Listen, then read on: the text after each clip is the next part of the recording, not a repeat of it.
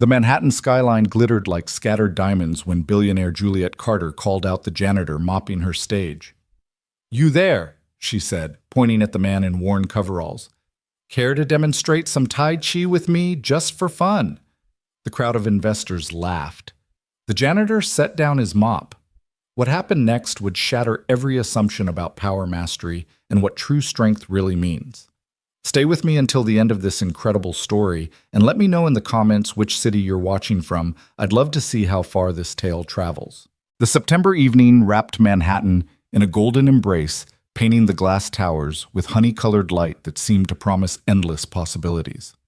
On the rooftop of the Meridian building, 47 floors above the churning streets, Juliet Carter stood at the center of her carefully orchestrated world. At 38, she commanded attention with the kind of presence that made boardrooms fall silent and competitors second-guess their strategies. Her tailored white suit caught the breeze, and her movements held the fluid grace of someone who'd spent 2 decades mastering the ancient art of Tai Chi. "Ladies and gentlemen," Juliet's voice carried across the rooftop garden, reaching the 150 investors, journalists, and wellness industry titans who'd gathered for this exclusive unveiling. "Tonight we don't just launch a wellness empire. We launch a revolution in how humanity understands balance, power, and inner strength." Behind her massive LED screens displayed the logo of Harmony Dynamics, a sleek fusion of Eastern philosophy and Western ambition. The company promised to bring authentic Tai Chi training to corporate America with centers planned in 12 major cities. The first would open here in Manhattan next month, and the pre-sales had already topped $8 million.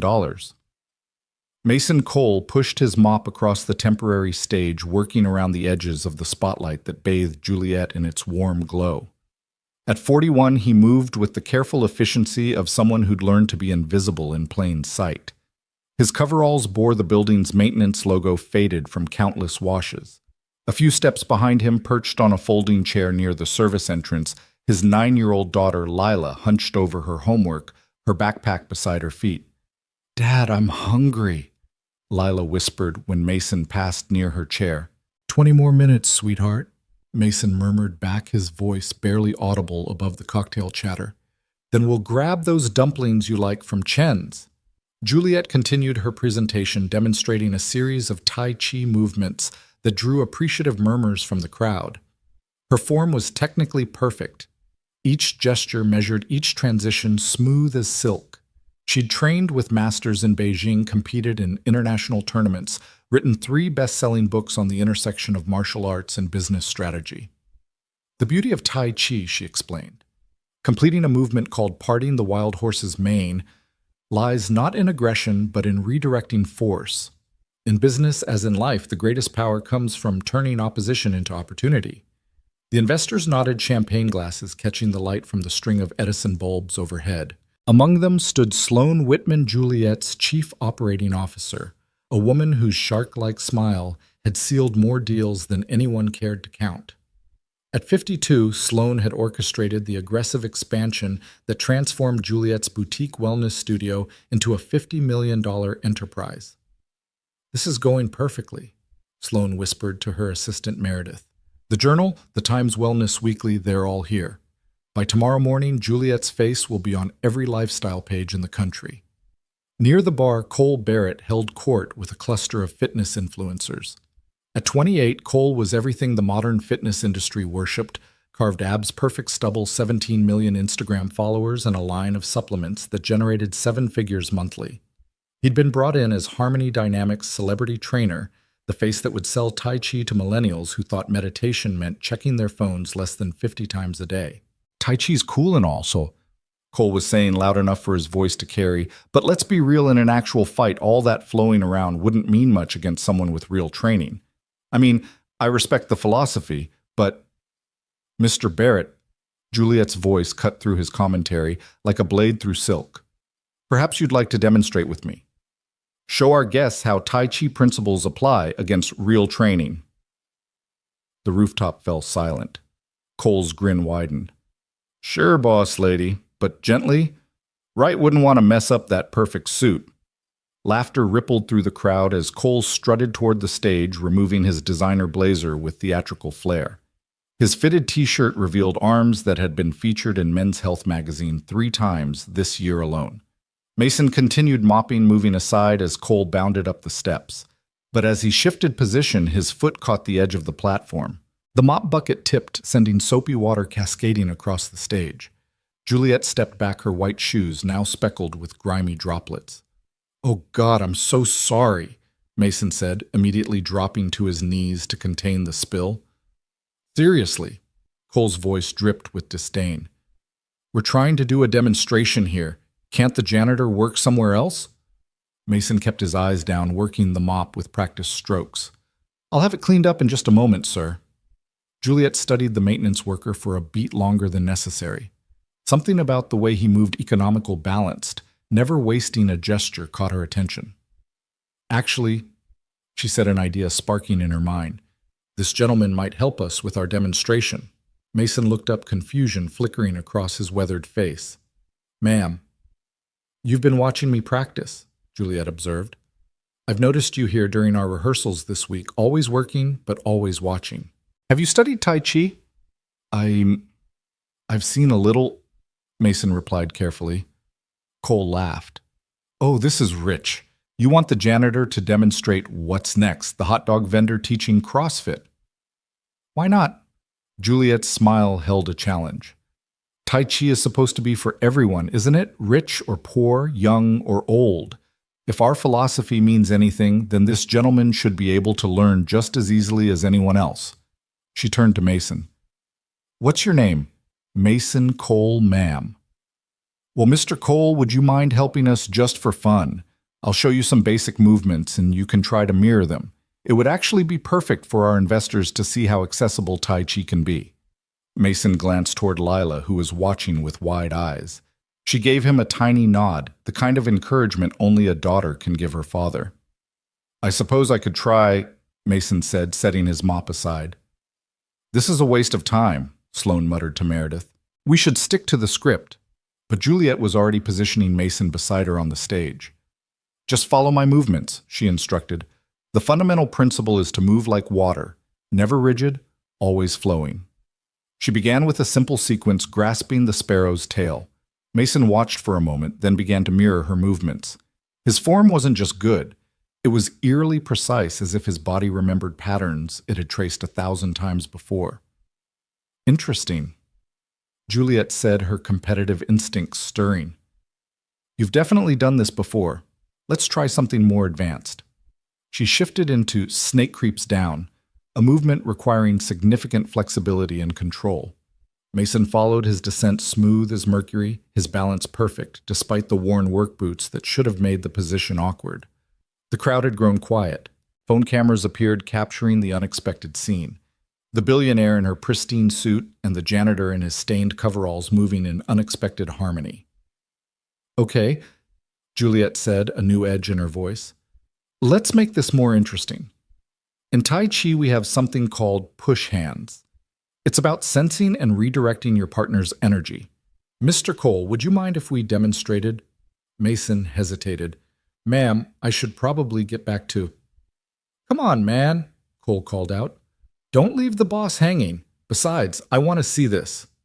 Mason's shoulders shifted almost imperceptibly, a decision being made. "All right, but just briefly." They stood facing each other, hands raised in the traditional starting position.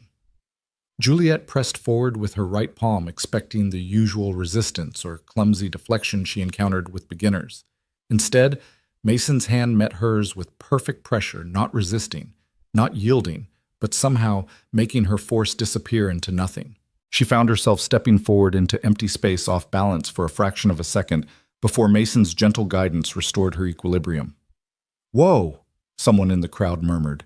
Juliet's eyes sharpened. She tried again, this time with a circular pressing motion designed to uproot an opponent's stance. Mason moved like smoke, his body turning at precisely the right angle to let her force flow past him, while his own hand found her elbow, redirecting her momentum back toward her center. She had to take a quick step to maintain balance. "You've trained," she said, no longer making it a question. "A little," Mason replied quietly. "Show me," Juliet commanded, her voice carrying the authority that had built an empire. Really show me. She attacked now not with the demonstration moves she'd been using, but with real Tai Chi combat applications.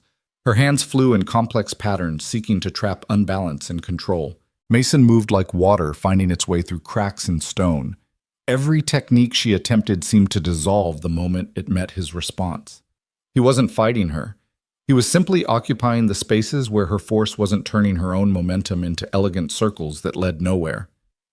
Holy shit! Cole breathed his phone out and recording. The entire rooftop had gone silent except for the whisper of feet on the stage and the distant hum of the city below.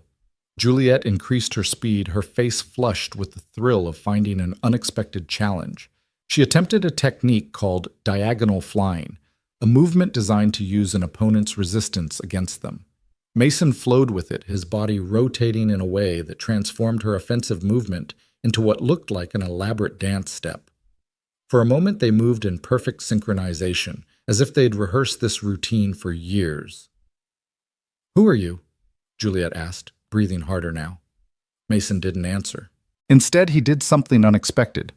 As Juliet committed to a particularly aggressive push, he didn't redirect it.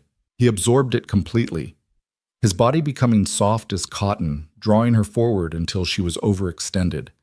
Then, with a gentleness that belied the technique's potential violence, he guided her into a spin that should have sent her tumbling.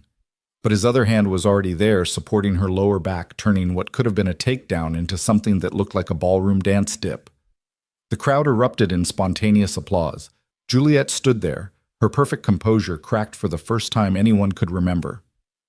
That was cloud hands into empty force. That's a master-level technique. Where did you learn it? Here and there, Mason said, already stepping back. His body language returning to that of a humble maintenance worker. "If you'll excuse me, ma'am, I should finish cleaning." "Wait, Juliet said, but Cole had already bounded onto the stage. "Okay, that was actually pretty impressive for a janitor," Cole announced, his voice carrying that particular tone of someone who couldn't stand being upstaged.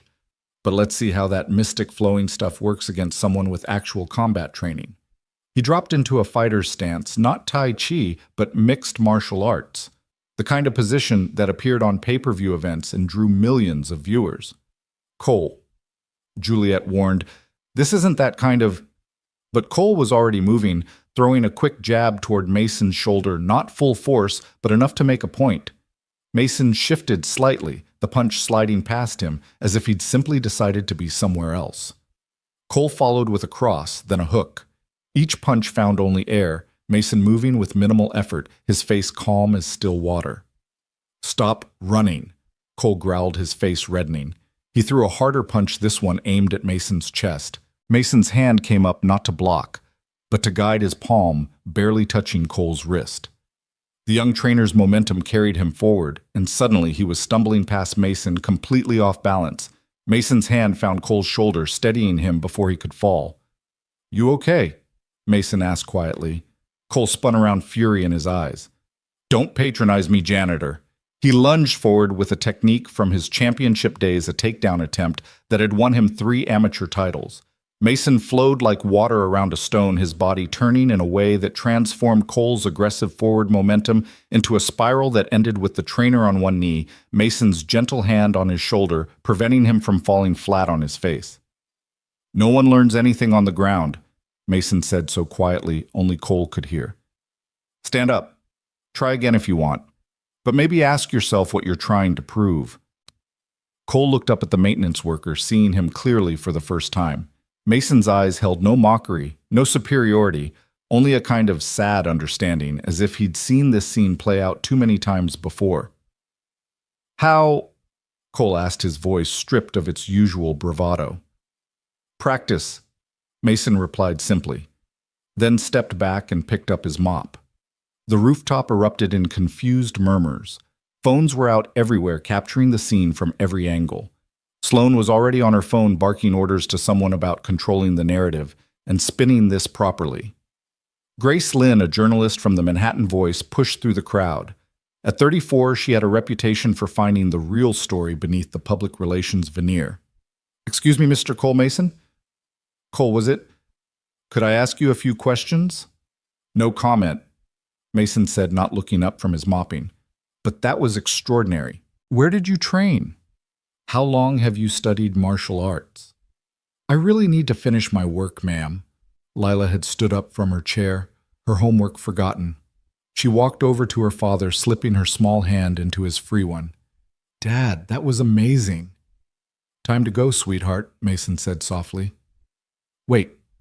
Juliet called out, her command voice returning. Mr. Cole, I'd like to offer you a position. Clearly, you have skills that would be valuable to our organization. We could start you as an assistant instructor with a salary that would be...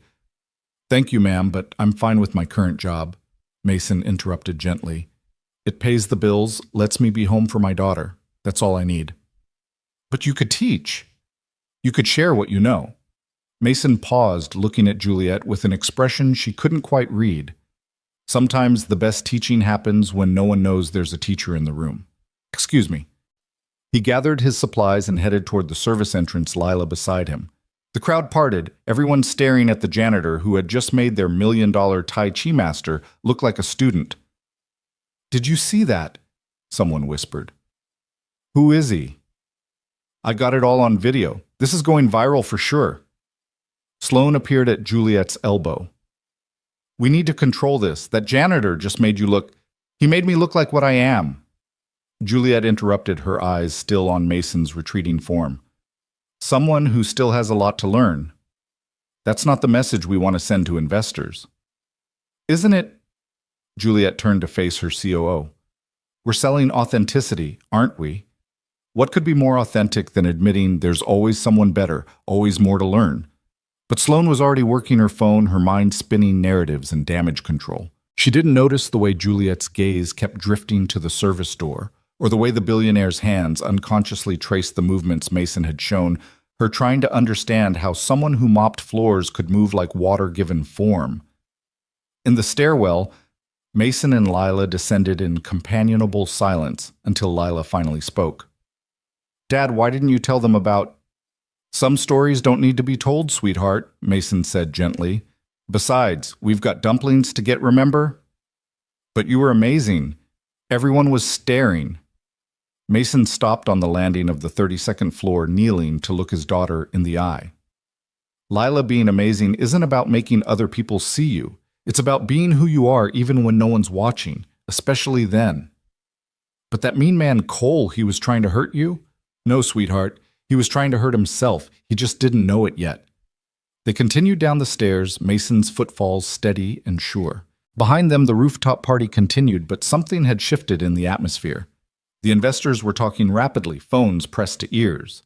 Cole stood at the edge of the roof, staring at his hands as if they belonged to someone else. And Juliet Carter, who had built an empire on the principle of perfect control, found herself unbalanced in a way that had nothing to do with physical combat. Grace Lynn was already typing on her phone, her journalist instincts on fire. She'd covered hundreds of corporate events, but she'd never seen anything like this.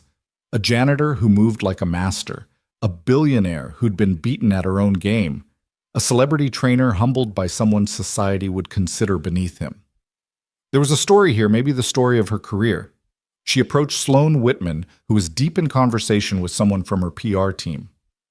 Ms. Whitman, could I get a statement about what just happened? Sloane's smile was sharp as winter. What happened was a wonderful demonstration of Tai Chi's universal appeal. Mr. Cole, one of our building's maintenance staff, showed natural aptitude that proves our point. Anyone can learn these techniques. But he didn't just learn them. He clearly mastered them. He made Miss Carter and Mr. Barrett look like... He made them look generous and inclusive, Sloane interrupted smoothly. Willing to share the stage with someone from any walk of life. That's the harmony dynamics philosophy, breaking down barriers between social classes through the democratic art of Tai Chi. Grace wasn't buying it, but she recorded the quote anyway. She'd learned long ago that what people didn't say was often more important than what they did. Meanwhile, 3 floors down, Mason and Lila emerged from the stairwell into the parking garage. Their old Honda Civic sat in the section reserved for building staff, looking small and tired among the Teslas and BMWs. Dad, Lila said as they buckled in, why do you work as a janitor if you could be a teacher? Mason started the engine, considering his answer. Remember when we talked about why rivers flow downhill? Because that's the easiest path. Not just the easiest, the most natural.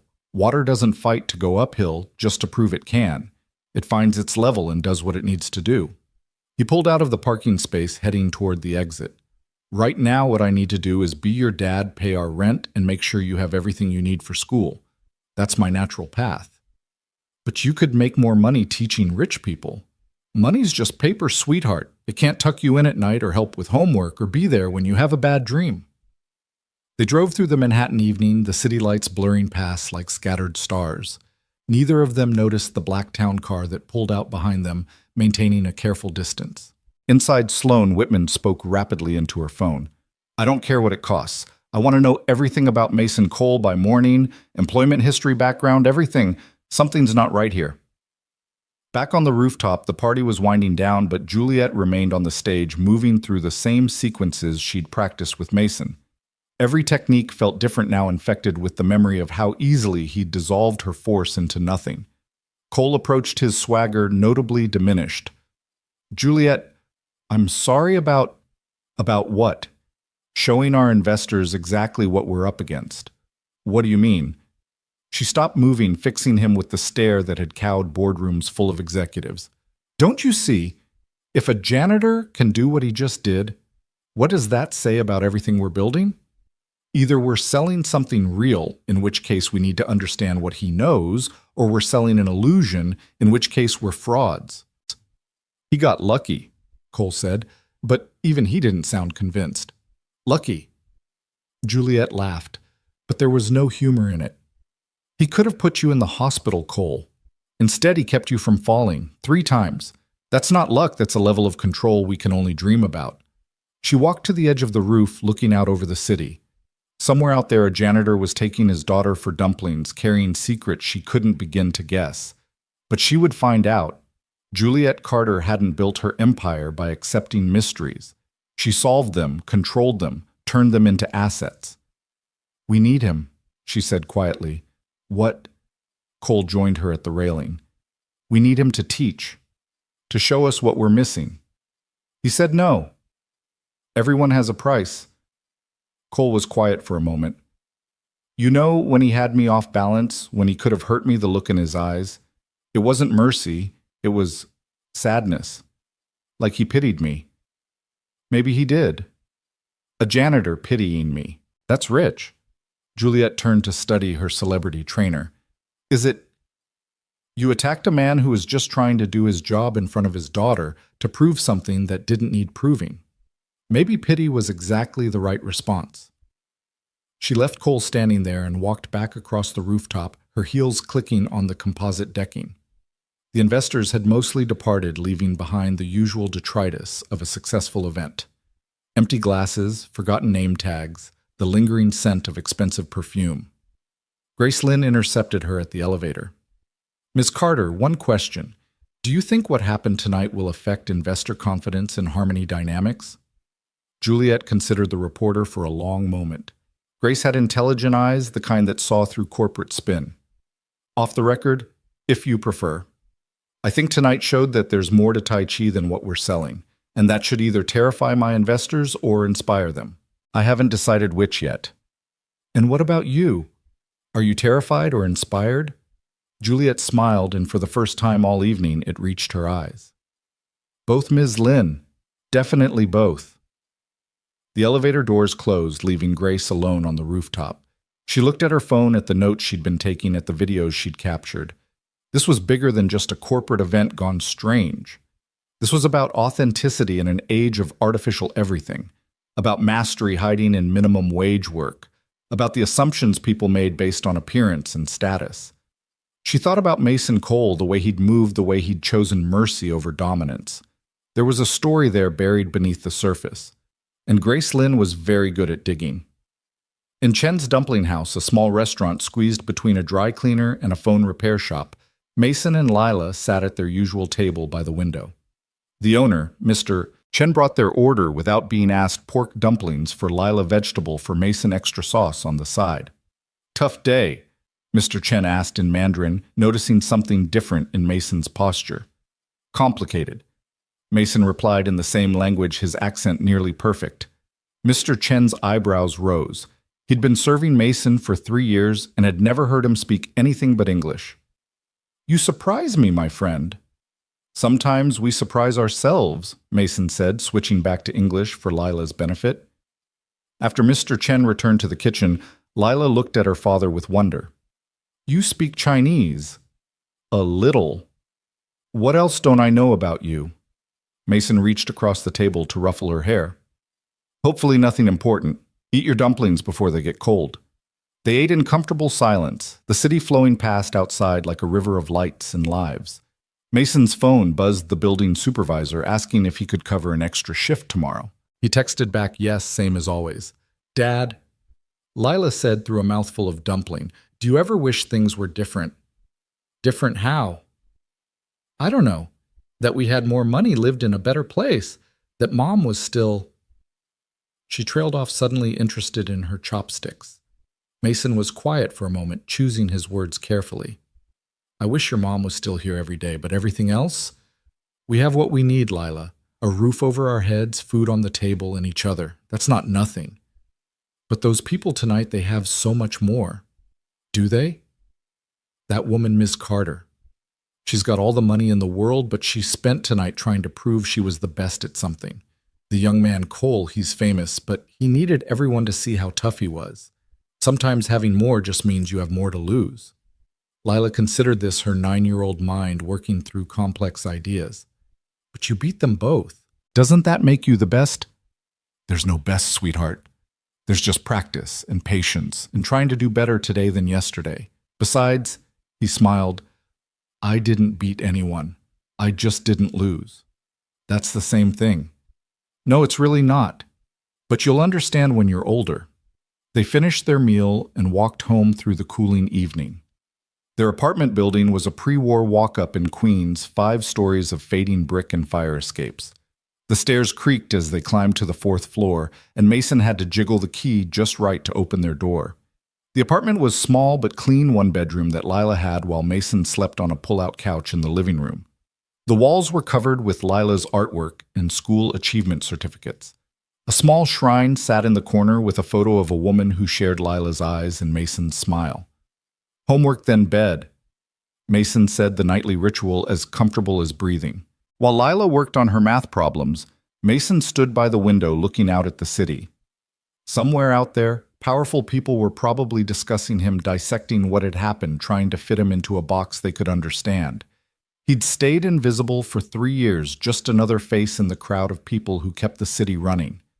Now that invisibility was cracked, perhaps broken entirely. His phone rang. Unknown number. He let it go to voicemail. It rang again immediately. This time he answered. "Mr. Cole." The voice was female, professional, unfamiliar. "My name is Victoria Nash. I'm a producer with Urban Legends, the streaming documentary series. We'd like to talk to you about what happened tonight." Mason hung up. The phone rang again, different number. He turned it off entirely. "Dad?" Lila looked up from her homework. "Is everything okay?" "Everything's fine, sweetheart. How's the math going?" "I hate fractions." "No one likes fractions, but they're useful, like learning to see parts of a whole, understanding how things fit together." He sat beside her, working through the problems with patient explanations. This was his world, these quiet moments, this small space, this precious routine. But he could feel the outside pressing in the weight of attention he'd neither sought nor wanted. After Lila was asleep, Mason returned to the window. The city never slept, and neither, it seemed, would he tonight. He thought about the woman in white Juliet Carter and the surprise in her eyes when her force found no purchase. He thought about Cole Barrett, all that strength with no direction. He thought about the cameras, the questions, the sudden visibility after years of careful invisibility. In her Tribeca penthouse, Juliet Carter stood at her own window, looking out at the same city from a very different height. She'd watched the videos dozens of times now, Mason moving like smoke, like water, like something elemental and unstoppable. Her shoulder still remembered the gentle pressure of his hand guiding her out of her own mistake. "Who are you?" she asked the night. The night has always kept its secrets, but tomorrow would be different. Tomorrow Sloane would have her report. Tomorrow, They would know everything about Mason Cole. Tomorrow she would make him an offer he couldn't refuse. Or so she thought.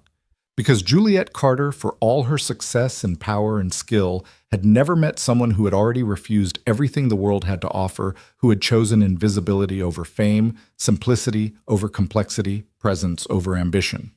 She was about to learn that some people couldn't be bought, couldn't be pressured, couldn't be moved.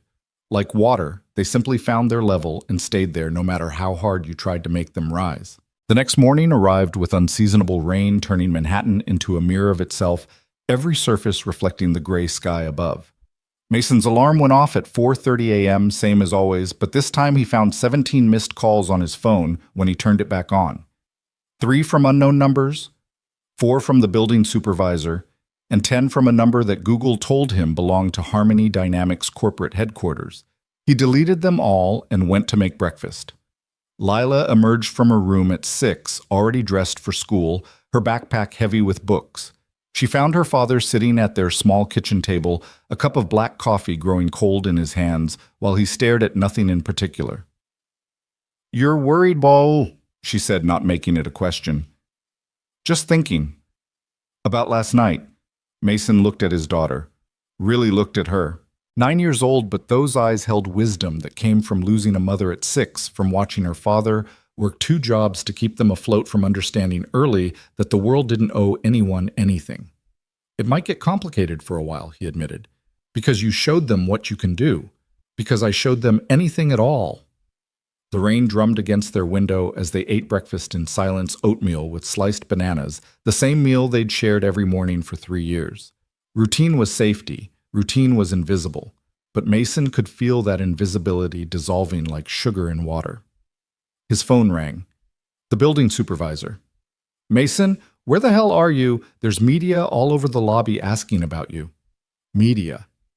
"Yeah, reporters, cameras, the whole circus. Something about last night." "Look, I don't care what you did, but you better get in through the service entrance. And corporate's been calling. The big boss wants to see you." "Which big boss?" "Carter herself. Her office 9 sharp. Don't be late." The line went dead.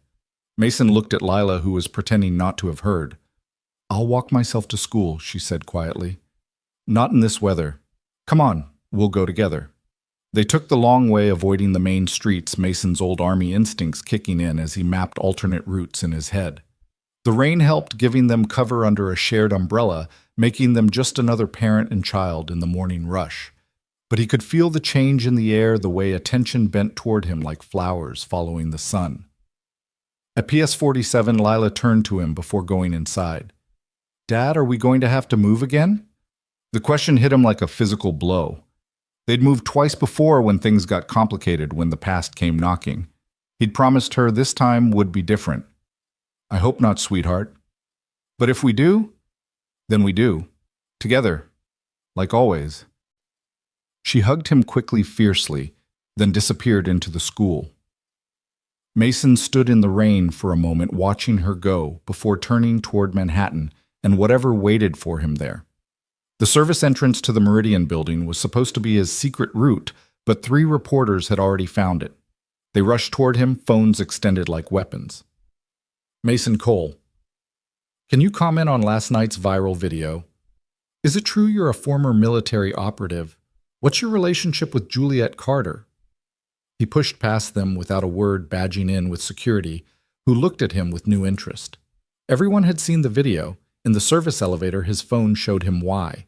The footage from last night had been edited, remixed, set to music turned into memes. "Janitor destroys billionaire and Instagram star" had 12 million views and climbing. Someone had slowed down the moment where he'd redirected Cole's punch, analyzing it frame by frame like evidence of the supernatural. Mason closed his eyes and practiced breathing exercises he'd learned in places he tried not to remember. The executive floor of the Meridian building was a different world from the basement where Mason usually worked. Glass and chrome and modern art that cost more than he made in a decade. The receptionist, a young man with perfect hair and an uncertain smile, directed him to wait. He didn't wait long. Mr. Cole, Sloan Whitman, emerged from a conference room, her smile sharp enough to cut glass. "So good of you to come. I was told it wasn't optional." Nothing's optional when it comes to protecting our interests. She gestured for him to follow. Ms. Carter is waiting. Juliet's office occupied the building's southwest corner, floor-to-ceiling windows, offering a view of the Hudson River and beyond. She stood with her back to them when they entered, still in white, though today it was a business suit that probably cost more than most people's cars. Leave us, Sloan. But leave us. Sloane's jaw tightened, but she withdrew, closing the door with a click that sounded like a trap being set. Juliet turned around and Mason saw she hadn't slept either. There was something different in her eyes now, a hunger that hadn't been there before. Sergeant First Class Mason Cole, she said, laying a manila folder on her desk. Distinguished Service Cross, 2 silver stars, 4 bronze stars. Special Forces Operational Detachment Alpha. 7 deployments to Afghanistan, 3 to Iraq, 2 to places that are still classified. Left the Army 5 years ago after your wife was diagnosed with terminal cancer. Took a job as a janitor 3 years ago, 6 months after she died. Mason said nothing. The file gets interesting after that, Juliet continued, because that's where it stops. No social media, no public records beyond the basics, no connections to your former unit. It's like you decided to disappear. I decided to live quietly. With your skills, your training. You could be making 7 figures in private security. You could be teaching at the highest levels. Instead, you mop floors. Someone has to. She moved closer, circling him like a predator studying prey. You know what I think you're hiding. The question is from what? The question, Mason said quietly, is why you think it's any of your business. You made it my business when you humiliated me in front of my investors. I did exactly what you asked. You wanted a demonstration. You got one. I got more than that. She picked up a tablet showing him analytics. The video has been shared 50 million times across all platforms. My phone hasn't stopped ringing. Everyone wants to know about the janitor who made the billionaire Tai Chi master look like a beginner. I never meant... I know. She set the tablet down, her voice softening. That's what makes it worse. You weren't trying to show me up. You were just being. And that being was so far beyond what I've spent 20 years trying to achieve that it makes everything I've built feel like a lie. Mason looked at her, then really looked at her. Beneath the polished exterior, the designer clothes, the corporate armor, he saw someone he recognized. Someone driven by loss, shaped by pain, using achievement to fill a void that achievement could never fill. It's not a lie, he said. You've helped thousands of people find balance, find peace. That matters. Does it? When there's someone like you out there showing what real mastery looks like. Real mastery isn't about being better than others. It's about being better than yourself. Fortune cookie wisdom. She laughed bitterly. That's your insight. No. Hard-earned truth. He moved to the window looking out at the city. You want to know why I hide? Because the last time I didn't, people got hurt. The kind of hurt that doesn't heal. What happened? I came back from my last deployment to find my wife dying. Lung cancer stage 4. Nothing to be done. 6 months, they said. I made those 6 months count. Sold everything, took her everywhere she wanted to go, held her hand through every treatment, every bad night, every goodbye. Juliet was quiet, the predator stance softening into something more human. After she died, Mason continued, I was lost, angry. All this training, all these skills, and I couldn't save the one person who mattered most. I started fighting. Not professionally, just bars, streets, anywhere someone would throw a punch. I was looking for something I couldn't name, maybe punishment, maybe peace, maybe just an ending. What stopped you? Lila, my daughter. I came home one night, blood on my knuckles, whiskey on my breath, and she was waiting up. 6 years old, already lost her mother, and she looked at me like she was about to lose her father, too. Not to death, but to something worse. To becoming someone she couldn't recognize. He turned back to Juliet. So I stopped. Got the janitor job, found our apartment, built our routine. Became invisible. Because invisible was safe. Invisible meant Lila had a father who came home every night, helped with homework, made breakfast every morning. Invisible meant stable. And last night was a mistake. No, Juliet said firmly. Last night was truth. You can't hide what you are, Mason. It comes out whether you want it or not. Watch me. I don't think you understand. She pulled up more screens on her tablet. The story's already out there. By noon, every news outlet in the country will know who you are. Your military record, your skills, everything. Sloan made sure of that. You leaked my information. Not me. Sloan. She thinks it's good PR for a decorated veteran working as a janitor finds purpose through Tai Chi. It writes itself. Mason's hands clenched the first sign of real emotion he'd shown. My daughter will be protected. I guarantee that. But only if you work with us. You're threatening a 9-year-old girl. I'm offering to help her. There's a difference. Juliet moved to her desk, pulling out a contract. 1 year. You teach our master class. Real teaching, not the watered-down version we sell to executives. An exchange salary of $200,000 full benefits, and we handle all media requests, control the narrative. Your daughter gets privacy security if needed, and a college fund. No. $300,000. The answer won't change. Everyone has a price. You're right, Mason said, heading for the door. Mine is my daughter's normal life, and that's not for sale. You think saying no will make this go away? Juliet called after him. The story's out there now. The only question is whether you control it or it controls you. Mason paused at the door. I've been controlled by worse things than stories, Ms. Carter. Have a good day. He left her standing there, the contract unused on her desk. In the elevator, his phone buzzed with a text from Lila's school. Please call immediately regarding your daughter. His blood turned to ice. The run to PS-47 took 12 minutes, which might have been a record if Mason had been keeping track. He burst through the front doors to find Lila sitting in the principal's office unharmed, but clearly upset. 3 other kids were there too, one with a bloody nose.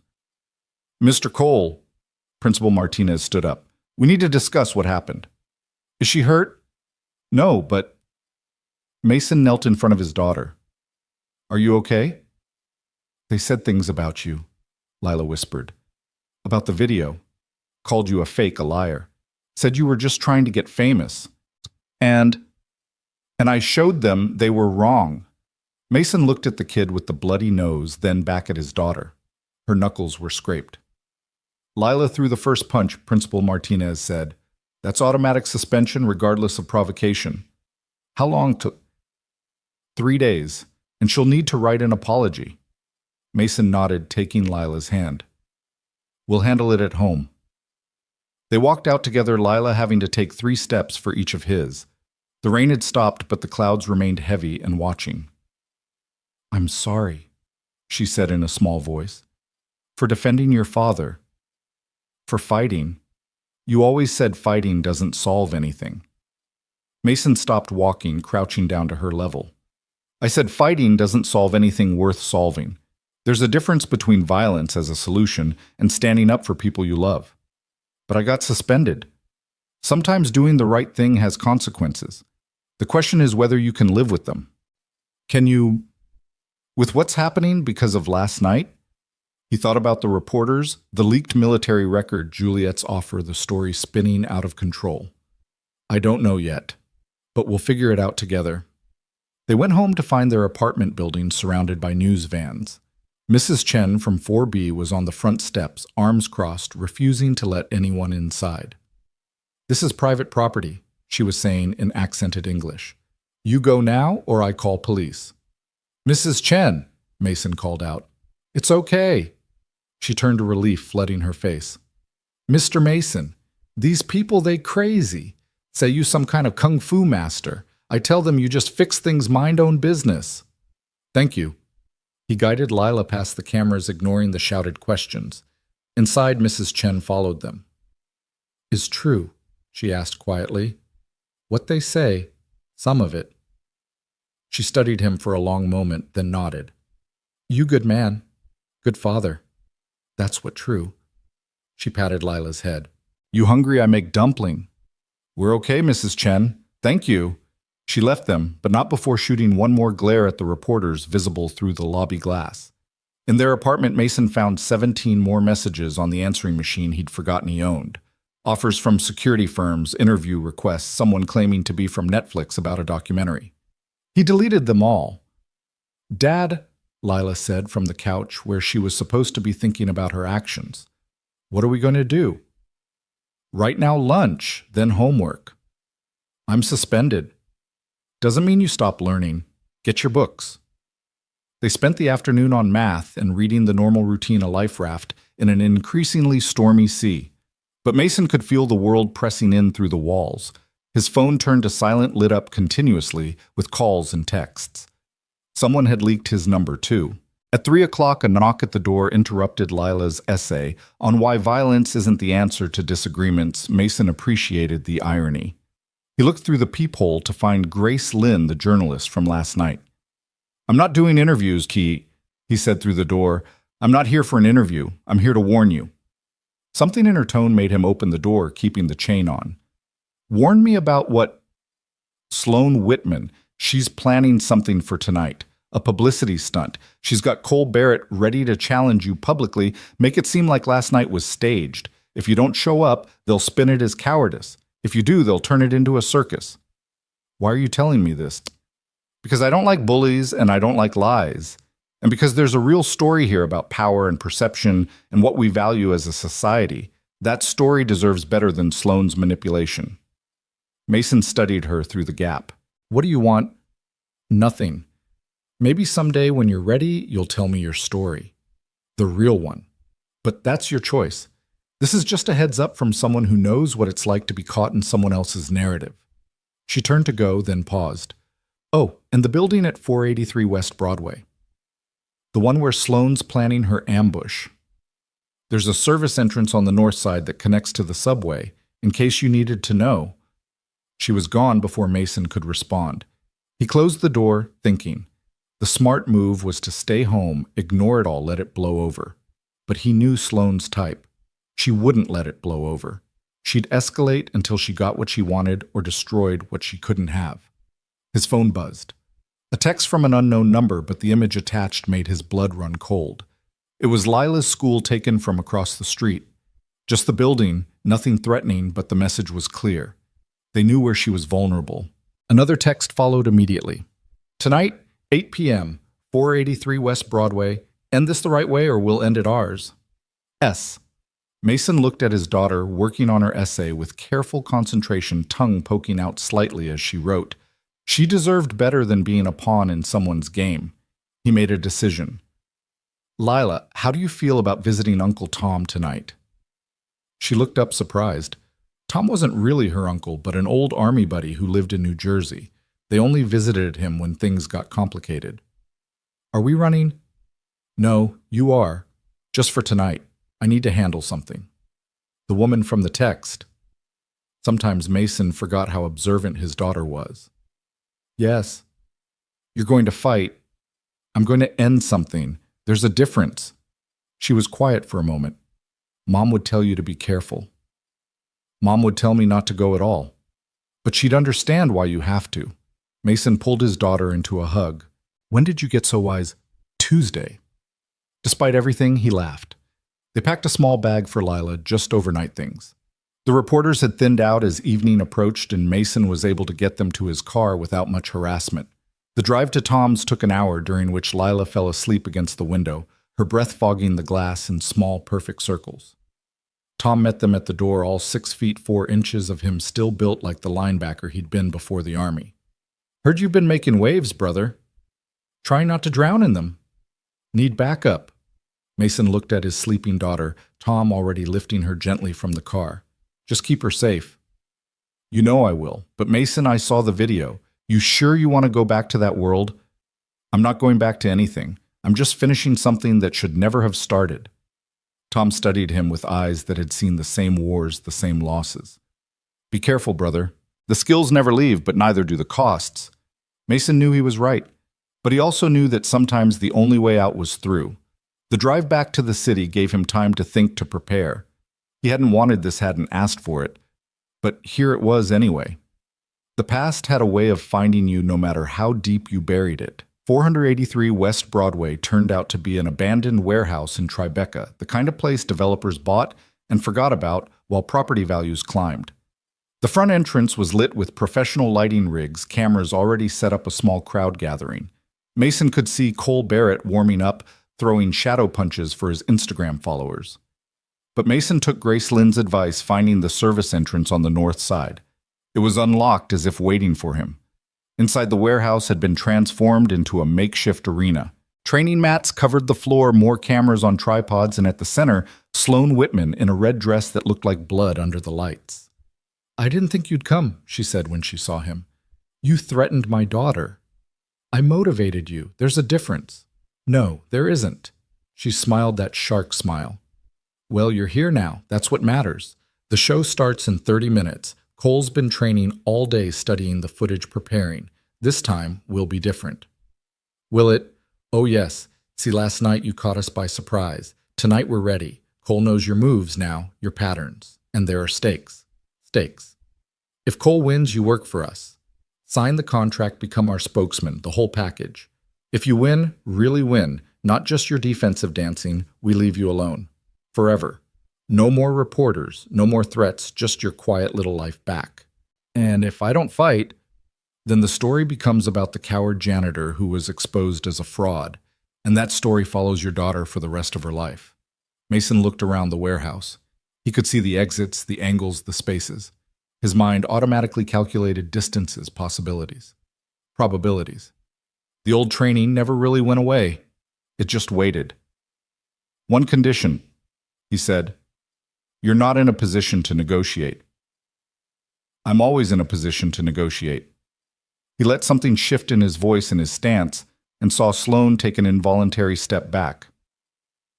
"The fight happens, but no cameras. No recordings. Just the people here to witness. That defeats the entire purpose." "No, it doesn't. You want to humiliate me? Fine. But you do it in person, not for clicks and views. That's the deal." Sloane considered, then shook her head. "The cameras stay on. Then I leave." "Then your daughter—" Mason moved then, not attacking, but simply closing the distance between them faster than Sloane could process. He stopped inches from her, close enough that she could feel his breath, see the absolute emptiness in his eyes where fear should have been. "Finish that sentence," he said quietly. "Please give me a reason." Sloane swallowed hard, and for the first time since he'd met her, she looked genuinely afraid. "The cameras stay on, but we don't broadcast live. We only use the footage if you lose. And if I win, we delete everything. Pretend tonight never happened." Mason stepped back, the threat dissipating like smoke. "Deal." The crowd was growing now. He recognized some faces from last night's rooftop party, investors and influencers drawn to spectacle like moths to flame. Juliet entered from the main entrance dressed in black, this time her face unreadable. "You didn't have to come," she told Mason. "Yes, I did." "This isn't what I wanted." "But it's what you allowed." She had no answer for that. Cole bounded into the center of the mat, all nervous energy and manufactured confidence. He'd changed his hair, his outfit trying to project a different image from the man who'd been humbled the night before. "Ready for round 2, janitor?" Mason didn't answer, just walked onto the mat. He could feel the shift in the room's energy, anticipation crackling like electricity before a storm. "Gentlemen," Sloane announced, playing to the cameras despite their supposed deal. "Last night raised questions. Tonight provides answers. Mr. Barrett, Mr. Cole, you may begin when ready." Cole didn't wait. He came in fast and low, having learned from his previous mistakes. No wild swings this time, but calculated attacks, probing for weaknesses. Mason gave ground, watching, reading the younger man's intentions in the telegraph of his muscles. "Come on," Cole growled. "Fight back. Show them what you really are." But Mason continued his defensive flow, redirecting energy rather than meeting it. Cole's frustration built with each failed attack, each technique that found only empty air or gentle redirection. Then Cole changed tactics. Instead of attacking Mason directly, he suddenly spun and drove toward the crowd, toward Juliet. It was a feint meant to force Mason to act to protect. And it worked. Mason moved faster than he had last night, faster than most human beings could move. He intercepted Cole's path, caught his extended arm, and in one fluid motion redirected the younger man's momentum into a spiral that should have ended with Cole on his back. Should have. But Cole had been studying, preparing. He used Mason's redirection, added his own force to it, turned the spiral into a modified takedown that caught Mason by surprise. For the first time, Mason found himself defensive not by choice, but by necessity. The crowd gasped. Cole pressed his advantage, mixing martial arts with street fighting, with the kind of desperate creativity that came from having everything to prove. Mason gave ground, still not attacking, but no longer completely in control. "See?" Cole shouted to the cameras. "He's not invincible. He's just good at running." Something shifted in Mason's eyes. Lila wasn't here. She was safe with Tom. But he thought about her watching this later if the footage got out. Thought about her seeing her father called a coward, a runner, a fraud. The next time Cole attacked Mason, didn't redirect. He met force with force, but force of a different kind. Not the violent collision Cole expected, but something more like the ocean meeting the shore.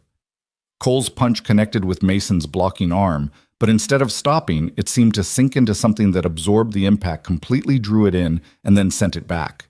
Cole stumbled backward, his entire right side numb from the returned force of his own blow. "What was that?" someone in the crowd whispered. Mason advanced, now still not attacking, but no longer retreating. Each step forward seemed to take space away from Cole, reducing his options, cornering him without walls.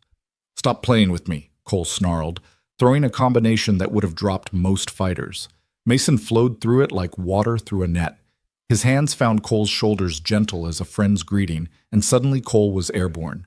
Not thrown violently, but lifted and guided in an arc that seemed to defy physics. He landed on his feet, but only because Mason's hand on his elbow ensured it. "Why?" Cole gasped.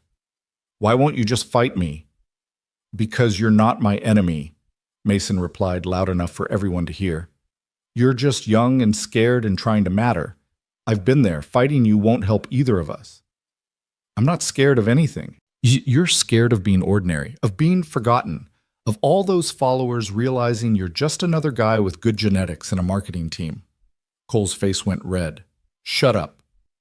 You're scared that without the cameras, without the image, you're nothing. That's why you need to beat me so badly. Not for them, for yourself." Cole screamed and charged, abandoning all technique for raw aggression. Mason sighed, and when they connected, it was like watching water absorb a stone.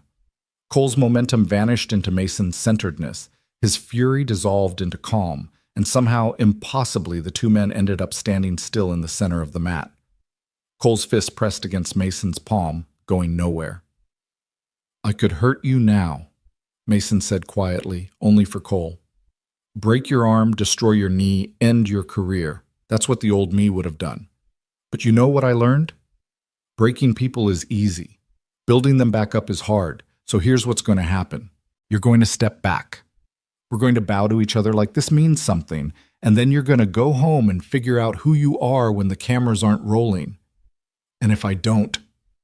Mason let him feel it then just for a second. The real strength behind his gentleness, the iron wrapped in silk. Cole's eyes widened as he realized how completely he was at Mason's mercy, how every moment of the fight had been Mason's choice, not his. "But you will say," Mason said, releasing him, "because despite everything, you're not a bad person. Just lost." Cole stepped back, shaking. The warehouse was silent, except for the hum of the cameras. Then slowly Cole bowed. Not the mockery of respect he'd shown before, but something real, something that came from understanding how close he'd come to an edge he hadn't even known existed. Mason returned the bow. "This is bullshit," Sloane started to say, but Juliet cut her off. "No, this is exactly what we claim to teach. Conflict resolution without violence. Victory without defeat." She looked at Mason. "You win." "I didn't win anything," Mason replied. "I just didn't lose." He turned to leave, but Cole called out, "Wait, that technique, the one where you absorbed my punch and sent it back, what was that?" Mason paused. "It doesn't have a name. My teacher called it listening to lightning.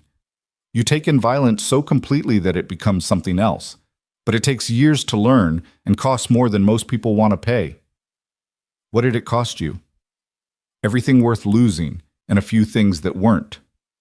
He walked toward the service exit, but Sloane wasn't done. You think you can just walk away? The footage will be deleted, Juliet said firmly, as agreed. We had a deal if he won. He didn't win. He won, Cole interrupted, surprising everyone. He won the moment I walked in here angry. Everything after that was just him trying to teach me something. You're fired, Sloane spat at him. Good, Cole replied. I'm tired of pretending to be someone I'm not. Mason was almost at the door when Juliet caught up to him. What you did tonight, what you showed us, it changes everything. No, it doesn't. Tomorrow I go back to work. My daughter goes back to school. Life continues. But the questions will fade. They always do. In a week, there'll be a new viral video, a new story. That's the beauty of the modern world. Nothing stays important for long. And if I want to learn, really learn, not the performance we sell. Mason studied her for a long moment. You know where I work. The basement's always open. You'd teach me. I'd teach anyone who's really ready to learn. But most people aren't. They want the power without the practice, the strength without the sacrifice. I've sacrificed plenty. You've sacrificed for success. That's different than sacrificing success for something better. He left her standing there processing that. The service entrance led to a maintenance tunnel that connected to the subway, just as Grace Lynn had said. Mason walked through the underbelly of the city, surrounded by the rumble of trains and the whisper of steam, feeling more at home here in the darkness than he had in the lights above. When he emerged at his usual stop, his phone showed a text from Tom. A picture of Lila asleep on the couch, safe and peaceful. Another text from an unknown number that turned out to be Cole. Thank you. Mason deleted both conversations and walked home through empty streets. The reporters were gone, the story already shifting to something else. By tomorrow, other scandals would claim the headlines. By next week, he'd be invisible again. But when he got to his apartment, he found Grace Lynn sitting on his front steps. No camera, no recorder, just a cup of coffee and tired eyes. I'm not doing an interview, he said. I know. I just wanted to tell you that Sloane's been fired. Juliet cleaned house tonight, and the footage has been deleted. I made sure of it. How I have my ways. She stood to leave, then turned back. You know, the real story isn't about a janitor who knows Tai Chi. It's about a society that only values what it can see, measure, and monetize. Your invisibility is a kind of rebellion against that. It's not rebellion, it's just life. Maybe that's the most rebellious thing of all. She walked away, leaving Mason alone with the night and the knowledge that tomorrow would bring its own challenges. But for now, his daughter was safe, the wolves had been driven back, and he had a floor to mop in the morning. He climbed the stairs to his apartment, each step a meditation, each breath a practice. In the morning, he'd pick up Lila, make breakfast, help with homework. The routine would continue, the invisible life would resume. But something had changed, not in the world which would forget him soon enough, but in himself. The skills he'd buried weren't gone just sleeping. The warrior he'd been wasn't dead, just transformed. And maybe, just maybe, that was exactly what his daughter needed to see. That strength wasn't about dominance, but about choice. That power wasn't about being seen, but about seeing clearly. That sometimes the greatest victory was refusing to fight at all. The morning after this warehouse confrontation dawned crisp and clear, as if the universe had decided to wash the slate clean. Mason picked up Lila from Tom's house just after sunrise, finding her already dressed and ready, her overnight bag packed with the military precision he'd inadvertently taught her through years of careful routine. Is it over? She asked as they drove back to the city. The loud part is, Mason replied, navigating through early morning traffic. But endings have a way of becoming beginnings. That sounds like something Mom would say. She was smarter than both of us combined. They returned to find their apartment building blessedly free of reporters, though Mrs. Chen was still standing guard at the entrance, armed with a broom and suspicious eyes. She relaxed when she saw them patting Lila's head affectionately. Good you back. That woman come by earlier, leave something for you. What woman? Fancy one. White clothes, sad eyes. Juliet, Mason found the envelope slipped under his door expensive paper with his name written in precise calligraphy. Inside a single line, the offer stands, not for employment, but for knowledge. He crumpled it up and tossed it in the trash, then went about making breakfast as if the last 48 hours hadn't happened. But Lila watched him with those two wise eyes seeing through his attempt at normalcy. She wants to learn from you. A lot of people want a lot of things. But she's different. She actually saw you. Mason paused in scrambling eggs, considering his daughter's words. It was true that most people saw what they wanted to see projected their own needs and fears onto others like shadows on a wall. But Juliet had seen something real, even if she didn't fully understand it yet. Seeing and understanding are different things, sweetheart. So teach her to understand. When did you become my life coach? Thursday. They ate breakfast in comfortable silence, but Mason could feel the weight of unfinished business pressing against the walls of their small sanctuary. His phone, mercifully quiet for the past few hours, buzzed with a text from his supervisor, "Need you to come in early, special cleaning job on the executive floor." Mason knew what that meant. Juliet was orchestrating another meeting, but this time on his terms, in his domain. He appreciated the gesture even as he resented the manipulation. He dropped Lila at school, watching until she was safely inside before heading to work. The 3-day suspension would start tomorrow, giving them one normal day to pretend everything was fine. But he could already see the other parents whispering, pointing, recognizing him from the viral videos that had consumed their social media feeds. The Meridian Building's service entrance welcomed him like an old friend, familiar and unpretentious. He changed into his coveralls in the basement locker room, collected his supplies, and took the service elevator to the executive floor. But instead of Juliet's office, he was directed to a conference room that had been cleared of furniture, its polished floor reflecting the morning light. Juliet was there, but not alone. Cole Barrett sat in a corner looking smaller, without his usual bravado, and Grace Lynn leaned against the window, notebook in hand, but closed. Most surprisingly, Sloane Whitman stood near the door, her power suit replaced by simple athletic wear, her shark smile nowhere to be seen. "I fired her 2 days ago," Juliet said, following Mason's gaze. "But some lessons need to be learned the hard way." "What is this?" Mason asked, setting down his cleaning supplies with deliberate normalcy.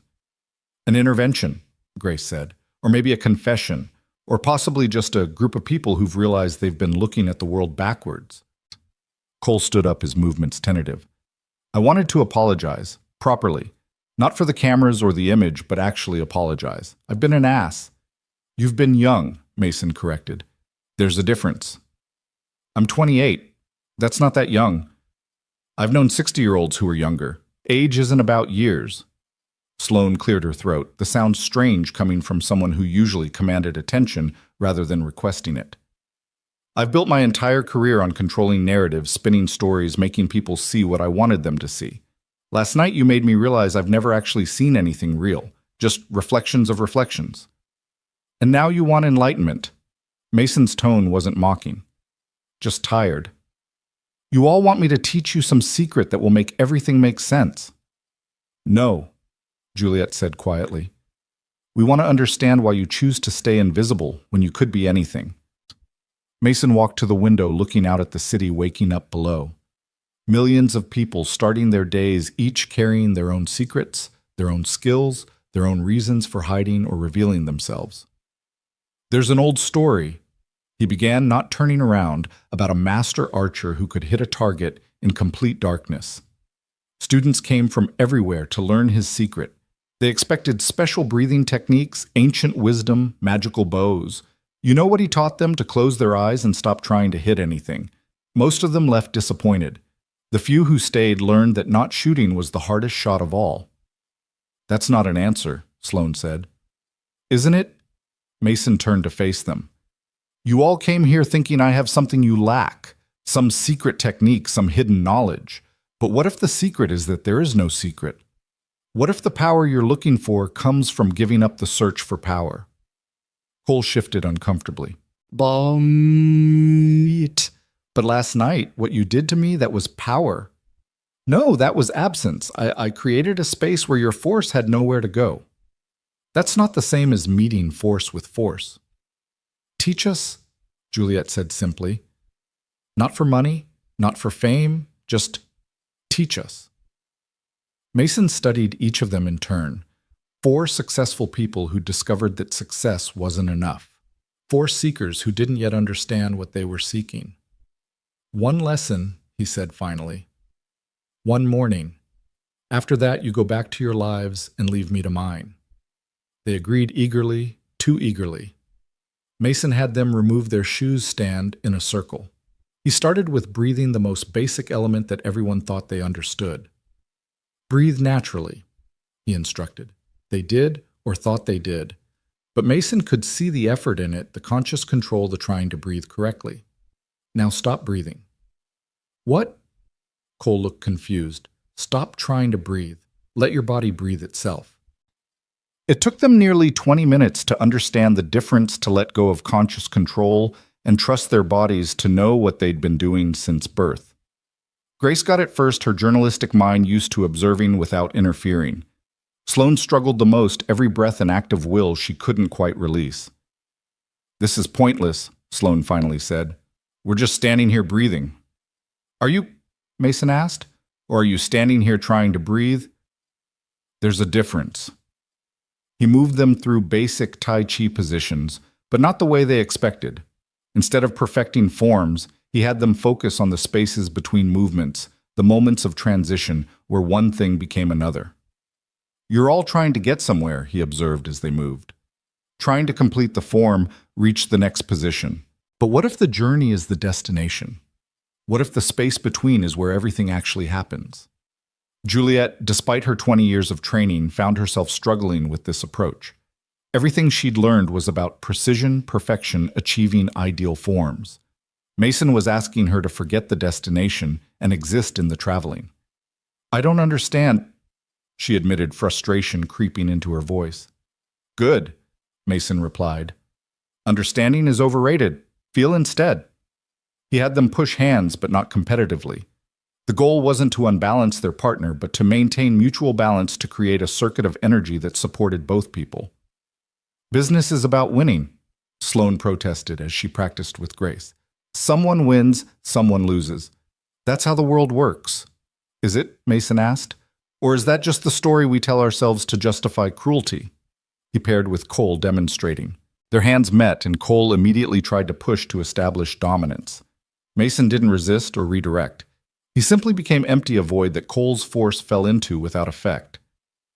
Feel that? Mason asked. You're fighting yourself. I'm just space for you to explore your own force. But in a real fight, the person who understands this principle has already won, not because they're stronger, but because they're not playing the same game. They practiced for 2 hours, and slowly something shifted. Not mastery, not even real understanding, but a glimpse of something different. A possibility that strength didn't mean what they thought it meant. Grace was the first to laugh suddenly, unexpectedly. Oh my God, I get it. It's not about the martial art at all, is it? It's about everything. The way we chase success, chase recognition, chase meaning. We're all pushing against doors that would open if we just stopped pushing. Maybe, Mason said, allowing himself a small smile. Cole was moving differently now, less aggressive, more curious. When I was fighting you both times, you weren't really there, were you? I mean, physically, yes, but energetically, you were just space. Where do you punch water? Mason asked. Where do you grab air? The strongest thing is often the thing that offers no resistance. Sloane had tears in her eyes, which seemed to surprise her more than anyone. I've spent 30 years building walls armor protection, creating this image of strength that was really just fear dressed up in expensive clothes. Fear's not the enemy, Mason told her. Fear's just information. The enemy is what we do with fear. Juliet hadn't spoken for the last hour, just moved, practiced, observed. Now she stood in the center of the room performing a Tai Chi form she'd done thousands of times. But it looked different, softer, less perfect, but more real. You could teach this, she said when she finished. Not the martial art, but this way of seeing. I am teaching it, Mason replied. Every day. To my daughter, to anyone who actually watches instead of just looking. You don't need a dojo or students or recognition. You just need to embody what you believe. But more people could benefit. Could they, or would turning it into a product, a system, a teaching method, kill exactly what makes it valuable? He began gathering his cleaning supplies. The moment you try to capture water in your hands, it stops being a river. So we just go back to our lives? Cole asked. Pretend this didn't happen. No. You go back to your lives and let it change you. Or don't. That's not my choice to make. Grace approached him as the others were putting their shoes back on. You know I'm going to write about this. I know you're going to try. You can't capture it in words, can you? What you're really teaching. You can capture the shadow of it. Sometimes that's enough to point people toward the light. She smiled. You're more of a philosopher than a fighter. Fighting's just philosophy with immediate consequences. The group dispersed slowly, reluctantly. Sloane left first, moving with a different quality than her usual predatory stride. Cole followed, but not before bowing to Mason properly this time with genuine respect. Grace lingered by the door, always watching her writer's mind trying to frame what couldn't quite be framed. Juliet was the last to go. She stood in front of Mason for a long moment, neither speaking. Finally, she said, I have more money than I could spend in 10 lifetimes. I have success recognition achievement. And this morning standing here breathing was the first time in years I've felt actually alive. That's a beginning, Mason said. Is it, or is it an ending? Maybe it's both. Maybe that's the point. She left him there with his mop and bucket tools of a trade that everyone understood. But as Mason cleaned the conference room floor, erasing the traces of their practice, he wondered if he'd planted seeds or just disturbed soil that would settle back into old patterns. His phone buzzed. A message from Lila's school. Another incident. This time a group of parents had complained about her presence, saying she was a disruptive influence. The principal wanted to meet. Mason sighed and put away his supplies. The world had a way of intruding, no matter how invisible you tried to become. He changed back into street clothes and headed to PS 47, finding a small crowd of parents already in the principal's office. Mr. Cole, Principal Martinez looked tired. We have some concerns. About a 9-year-old girl. About the attention she's bringing to the school. One parent interrupted a woman with perfectly styled hair and designer workout clothes. My daughter says Lila's been teaching other kids to fight. Teaching them to defend themselves, Lila said from her chair in the corner, chin raised defiantly. Same thing, another parent said. No, Mason said quietly. It's not. He walked over to his daughter, kneeling beside her chair. What have you been teaching them? What you taught me. That strength isn't about hurting people, that the best fight is the one that doesn't happen, but also that sometimes you have to stand up for what's right, even if it costs you. She taught my son to let bullies push him around, a father said accusingly. I taught him that bullies are just scared kids trying to feel powerful, Lila retorted. And that if you don't give them the reaction they want, they usually just get confused and leave you alone. Mason felt a surge of pride despite the situation. His daughter had been listening, really listening all these years. Mr. Cole, Principal Martinez said carefully. While we appreciate Lila's philosophy, we're concerned about liability. If she's teaching martial arts techniques on school property, she's teaching confidence, Mason interrupted.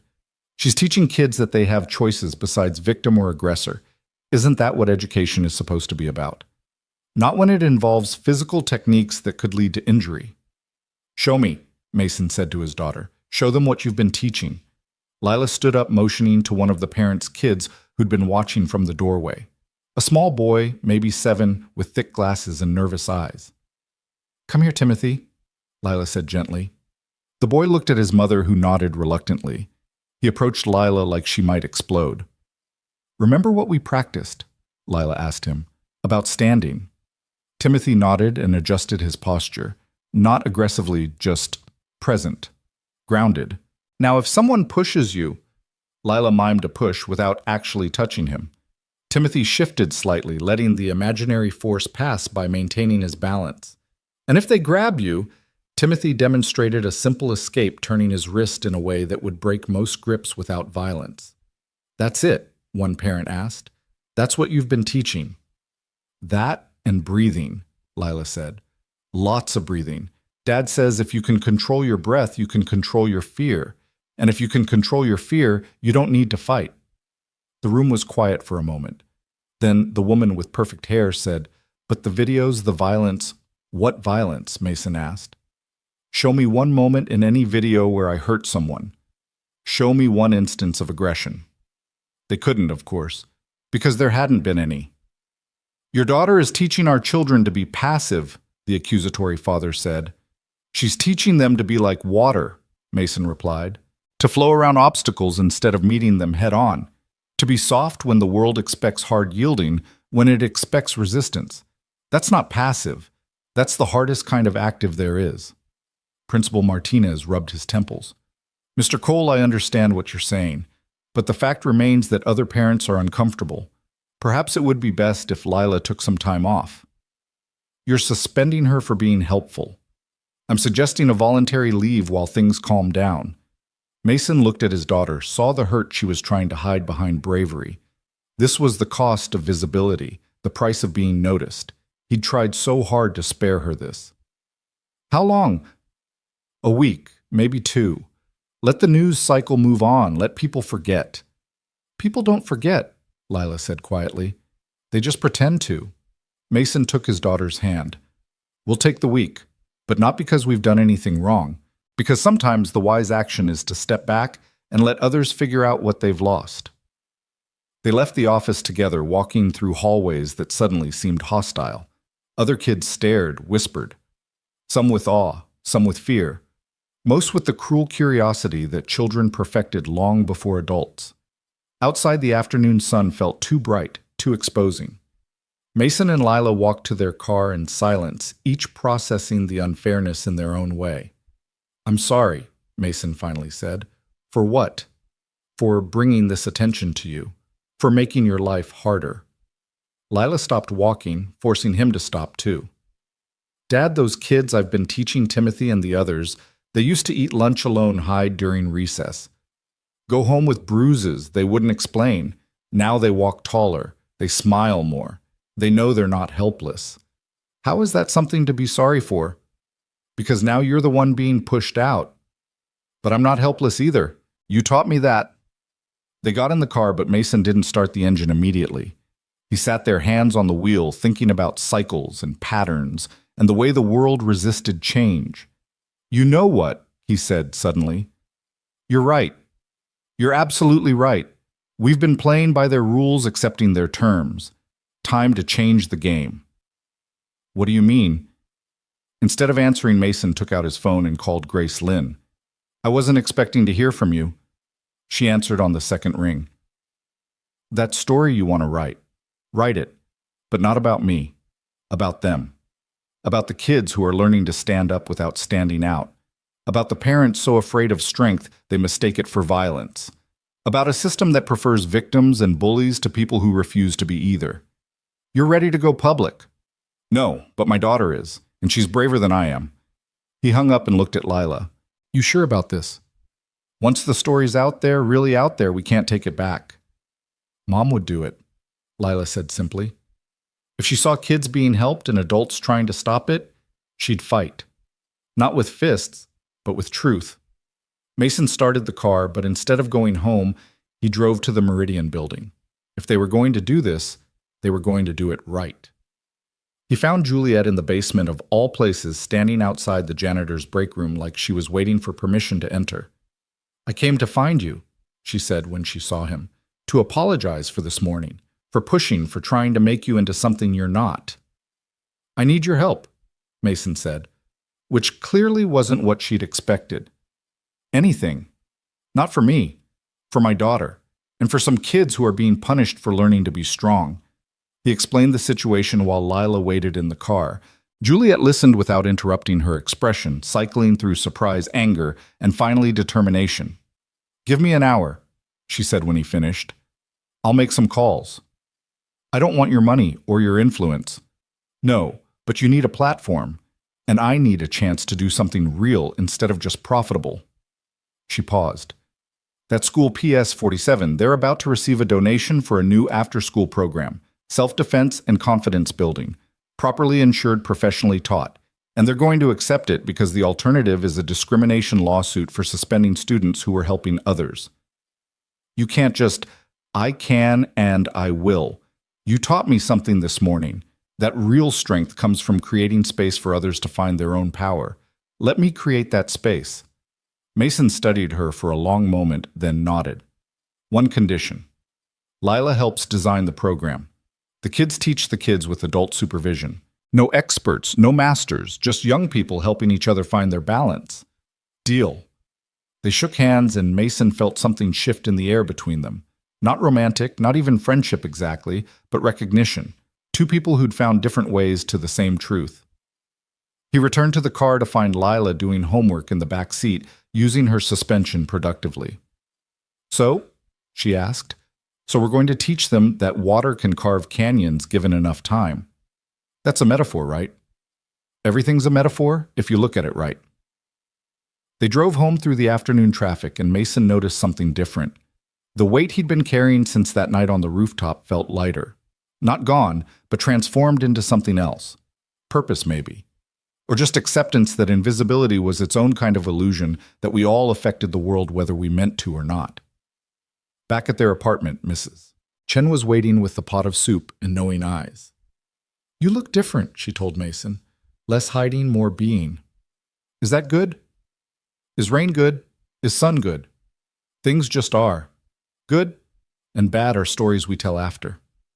She left the soup and disappeared into her apartment, but her words lingered. Mason served the soup while Lila set the table, their routine intact despite the chaos around it. Dad? Lila said between spoonfuls, those people this morning, the ones you taught, they looked at you like you were magic. People see what they need to see. But you showed them something real. I showed them themselves. That's all teaching ever is, holding up a mirror at the right angle. Lila considered this. Is that why you don't want to be famous? Because people would look at the mirror instead of what it's reflecting? Mason reached across the table to ruffle her hair. When did you get so insightful Friday? I thought it was Tuesday. That was wisdom. Insight is Friday. They laughed together, and for a moment the apartment felt exactly as it should. Small, warm, complete. A fortress made not of walls, but of understanding. Mason's phone rang. Grace Lynn again. I've been investigating, she said without preamble. The parents who complained about Lila, 3 of them, have kids in a competing martial arts program. One that charges $200 a month and promises to make kids warriors. They see what Lila's doing as a threat to their investment. Of course they do. I'm going to expose it. The whole thing. The way they're using fear and money to control what children learn, how they learn to be strong. It's going to be Big Mason. Just keep Lila safe in the story. She's 9 years old. She'll come out looking like the hero she is. That I promise. After dinner, as Lila did her homework and Mason cleaned the dishes, he thought about the strange turns life took. A week ago, he'd been invisible, safe in his routines and limitations. Now the world was pressing in from all sides, demanding he be something more than just a janitor who knew how to move like water. But maybe that was the point. Maybe safety was its own kind of prison, and being seen, really seen, was the price of making a difference. His phone buzzed with a text from Cole. Practiced what you taught today. Felt like an idiot, then felt like I was floating, then felt like an idiot again. Progress? Mason typed back, perfect progress. Another text, this one from Sloan. I quit my job. Not fired, quit. Going to teach yoga to kids in the Bronx. Terrible pay. Never been happier. And one from Juliet. Program approved by the school board. Starts Monday. Lila is lead student instructor. You've changed things whether you meant to or not. Mason put the phone away and went to check on his daughter. She was asleep over her homework pencils still in hand, math problems half finished. He carried her to her room, tucked her in, and stood in the doorway for a moment, watching her breathe.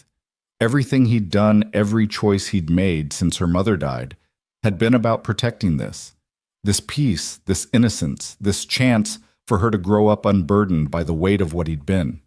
But maybe protection wasn't about hiding. Maybe it was about showing her that strength could be gentle, that power could be kind, that the hardest thing in the world was to remain soft in a world that rewarded hardness. He returned to the living room and stood by the window looking out at the city lights. Somewhere out there, Timothy was standing taller. Somewhere, Cole was learning to yield. Somewhere, Juliet was discovering that success without service was just elaborate failure. Small changes, tiny victories. Drops of water that might give in time carve new channels through old stone. Mason's reflection in the window looked back at him transparent and solid at once. Like water, he thought. Visible when it needed to be invisible, when it didn't always exactly what the moment required. Tomorrow would bring new challenges. The article would be published, the program would start, the world would continue its relentless spin. But tonight, in this small apartment above the greatest city in the world, a father and daughter had found their balance. And that, Mason knew, was the only victory that really mattered. The article dropped at 6 in the morning on a Monday that felt heavier than most Mondays had a right to feel.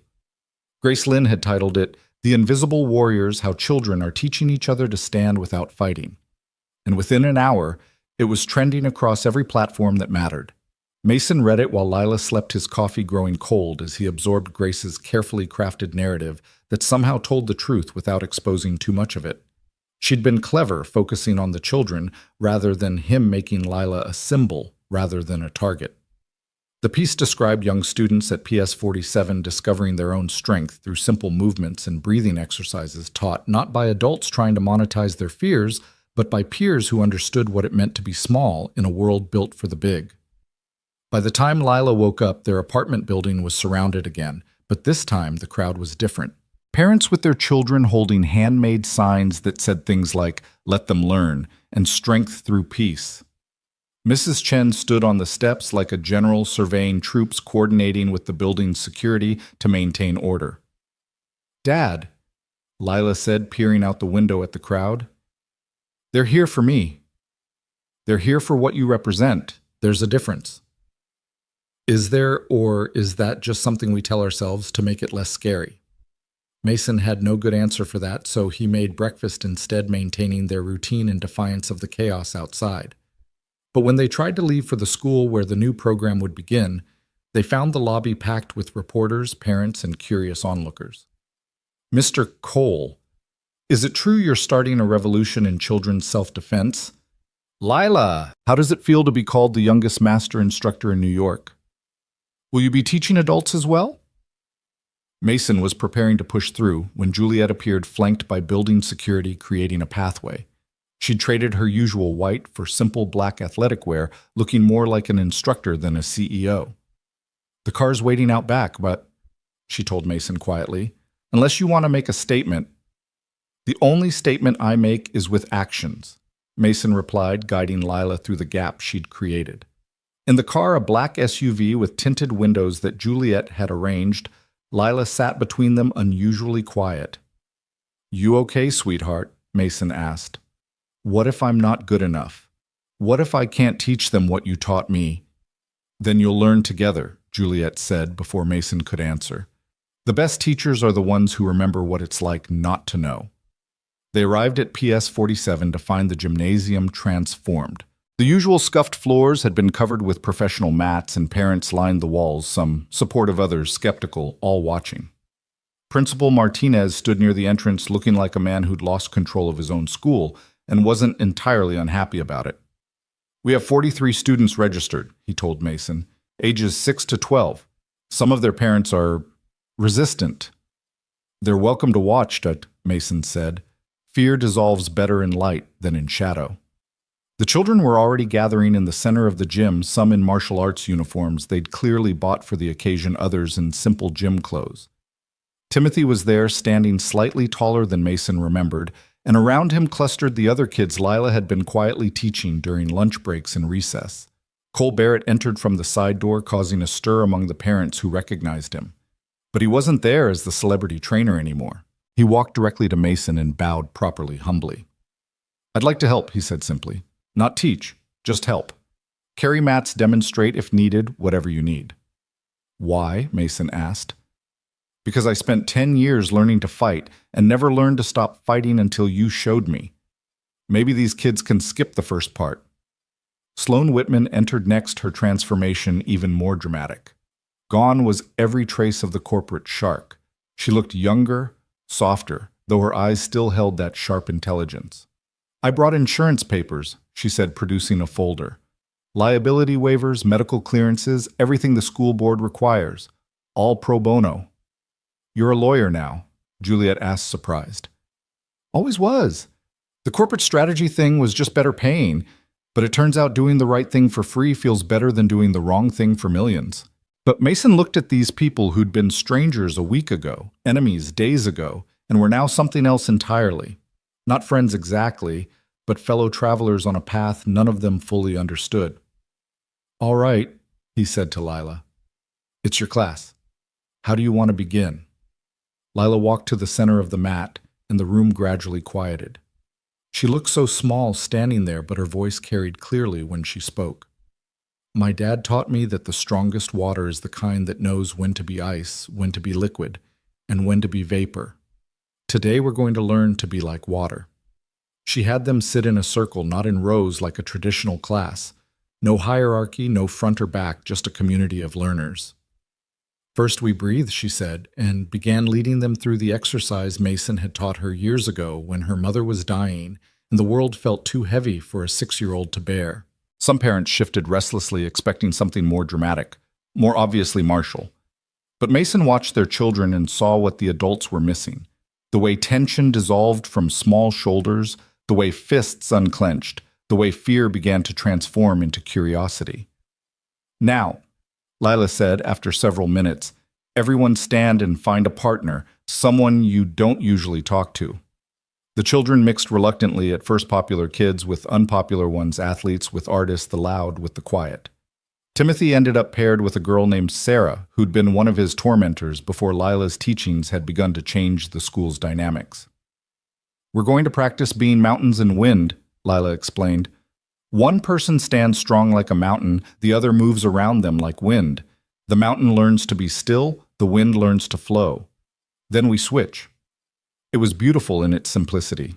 No combat techniques, no aggressive stances, just children learning to inhabit space differently. Mason saw parents beginning to understand their skepticism softening into something like wonder. But not everyone was convinced. "This is ridiculous," a father near the back muttered loud enough to be heard. "When is she going to teach them to actually defend themselves?" His son, a boy named Marcus, who wore an expensive martial arts uniform, raised his hand. "I already know how to fight. I've been taking karate for 3 years." "Then you can help demonstrate," Lila said without missing a beat.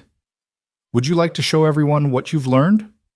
Marcus strutted to the center, clearly pleased to be singled out. He dropped into an aggressive stance, fists raised. "Attack me," he said to Lila. "Why?" she asked. "To show them my defense." "But I don't want to attack you. I don't want to attack anyone." "Then how can I show them what I know?" "Maybe," Lila said gently, "what you know only works if someone else does something first. What happens if no one attacks?" Marcus looked confused, his stance wavering. "But that's the whole point. Someone attacks, you defend."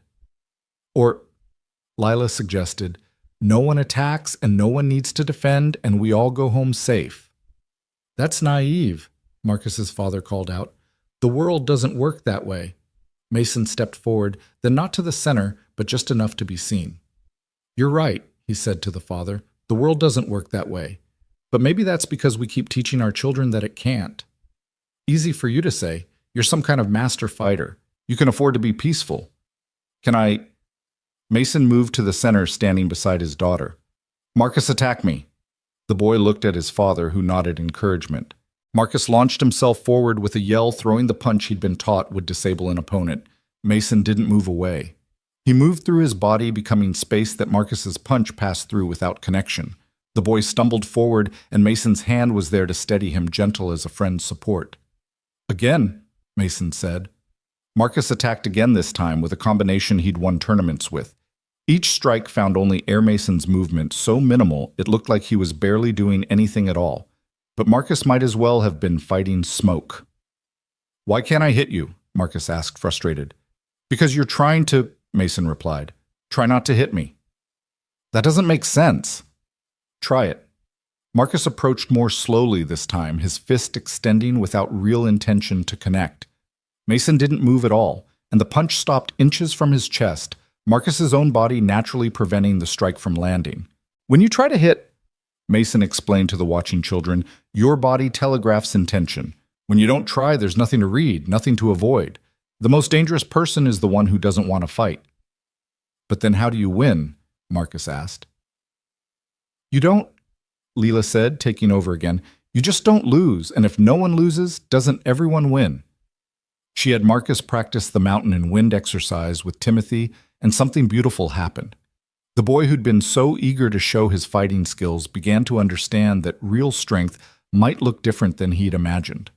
The class continued for an hour with Lila leading exercises that looked nothing like traditional martial arts but contained all the principles Mason had taught her. Balance awareness, breath flow.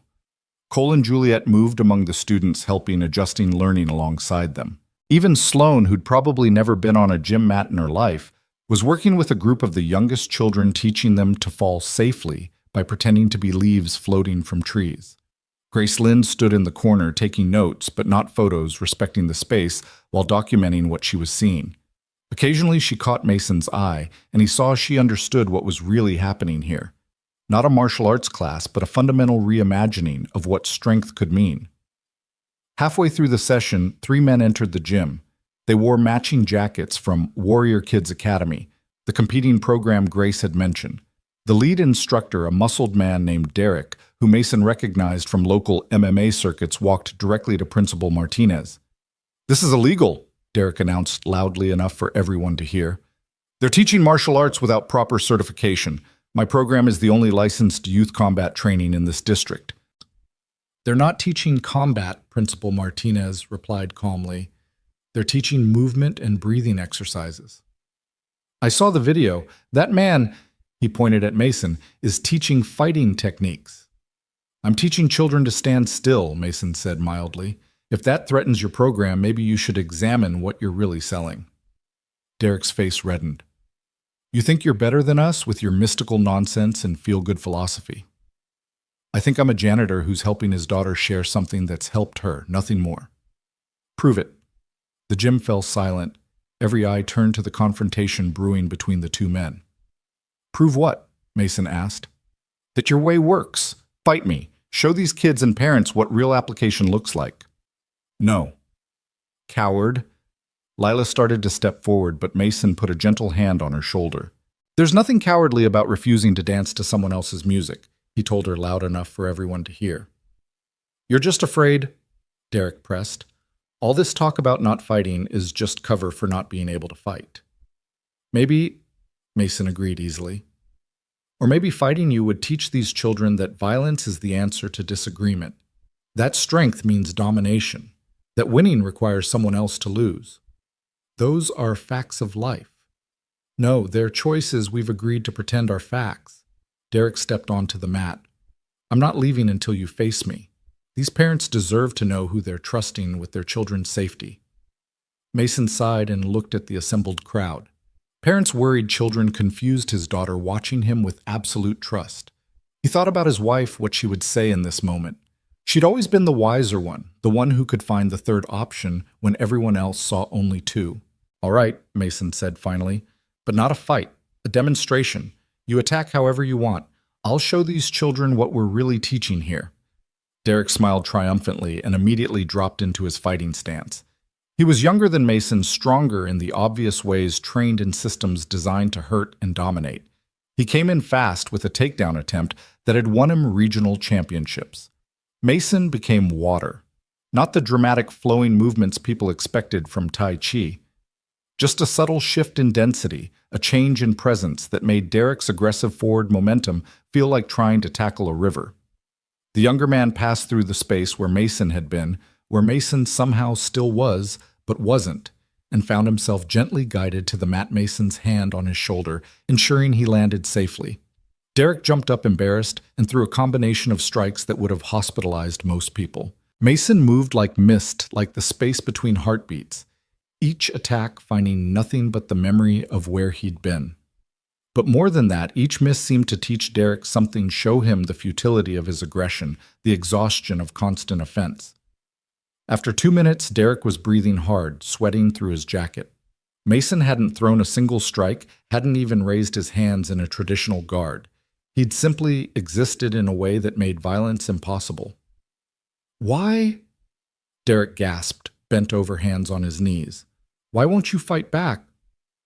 "Because you're not my enemy," Mason said, echoing what he'd told Cole days ago.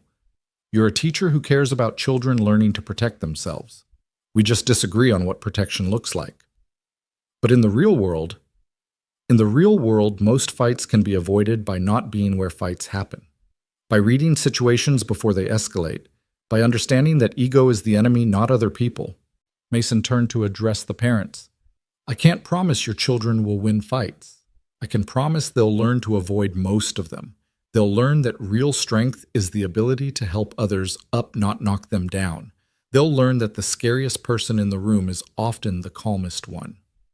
Derek stood up slowly, his aggression spent. "You could have destroyed me. Could I, or would destroying you have destroyed something in these children? The belief that conflict doesn't require conquest." Derek looked at the watching kids, saw their faces, the way they were processing what they'd witnessed. No cheering for violence, no excitement at domination, just thoughtful observation of something more complex than winning and losing. "Your way," Derek said quietly. "Does it really work?" "In real situations." Instead of answering, Mason called Timothy forward. This young man was being bullied. Daily, physical confrontations he couldn't win.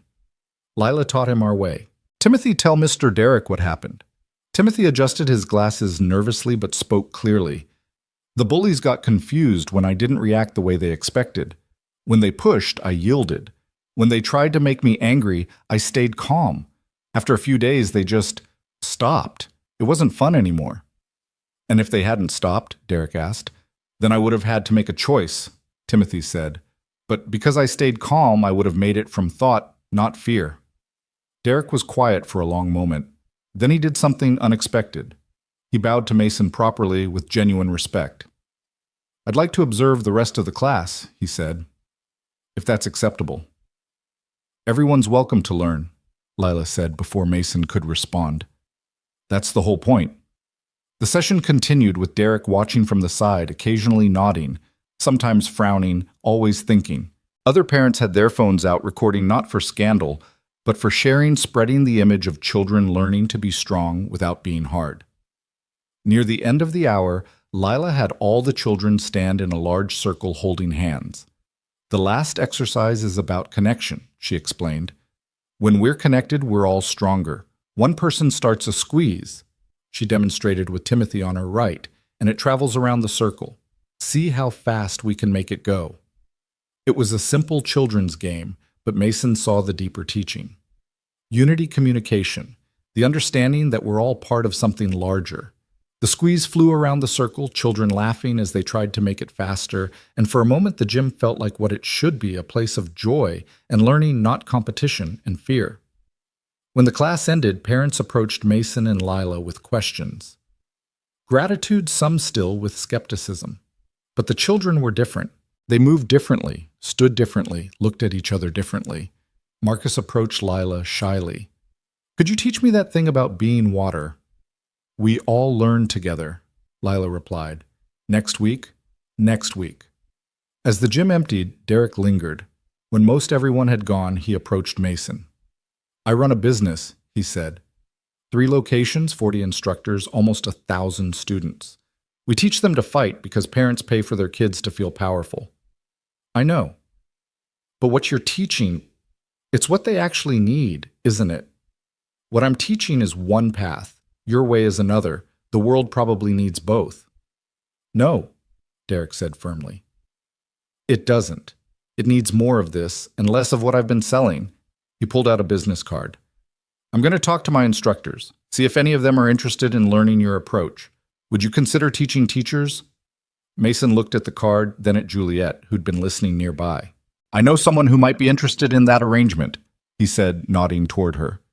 Juliet stepped forward, and Mason saw the CEO in her wake up. "We could create a certification program, not commercialized but structured. Teachers teaching teachers, spreading the philosophy without diluting it." Derek and Juliet began discussing possibilities, and Mason stepped away, finding Lila sitting on the edge of the mat, exhausted but glowing. "You did good, sweetheart. I was terrified the whole time. But you did it anyway. That's all courage is." Grace Lynn approached them, her notebook full. "This is becoming something bigger than any of us expected." "Most important things do," Mason replied. "What happens now?" Mason looked around the gym at Cole, helping to stack mats at Sloan, explaining liability laws to concerned parents at Juliet and Derek, planning something that might change how thousands of children learn to be strong. "Now we go home," he told Grace. "Have dinner, do homework, live our lives. That's it. That's everything." They left through the main entrance this time, no hiding, no sneaking. The afternoon sun felt warm and welcoming, and the walk to their car was peaceful. Some people recognized them, pointed, took pictures, but Mason no longer felt the need to hide from the attention. It was just another force to flow around another current in the river of life. In the car, Lila fell asleep almost immediately, the emotional exhaustion of teaching finally catching up with her. Mason drove carefully, protectively, thinking about how much had changed in just 1 week. His phone buzzed at a red light. A text from Tom, his old army buddy. "Saw the news. Proud of you, brother. Your wife would be too." Mason typed back, "She always was the smarter one." "She was, but she chose you for a reason." They arrived home to find Mrs. Chen had organized the neighbors into a kind of protective committee. Mr. Rodriguez from 2C was checking IDs at the door. Ms. Washington from 3A had set up a coffee station in the lobby for the parents who'd come to show support. The building that had just been a place to live had become something else, a community united around protecting one of their own. "You've started something," Mrs. Chen told Mason. "Lila started it. I just didn't stop her." Same thing sometimes. That evening, as they ate dinner, Mrs. Chen's dumplings delivered with a wink and a refusal to accept payment, Mason watched his daughter process the day. "Do you think it will last?" she asked. "What we started. Nothing lasts forever, but sometimes things last long enough." "Long enough for what?" "To matter." Lila considered this, then asked, "Do you miss being invisible?" Mason thought about the question seriously.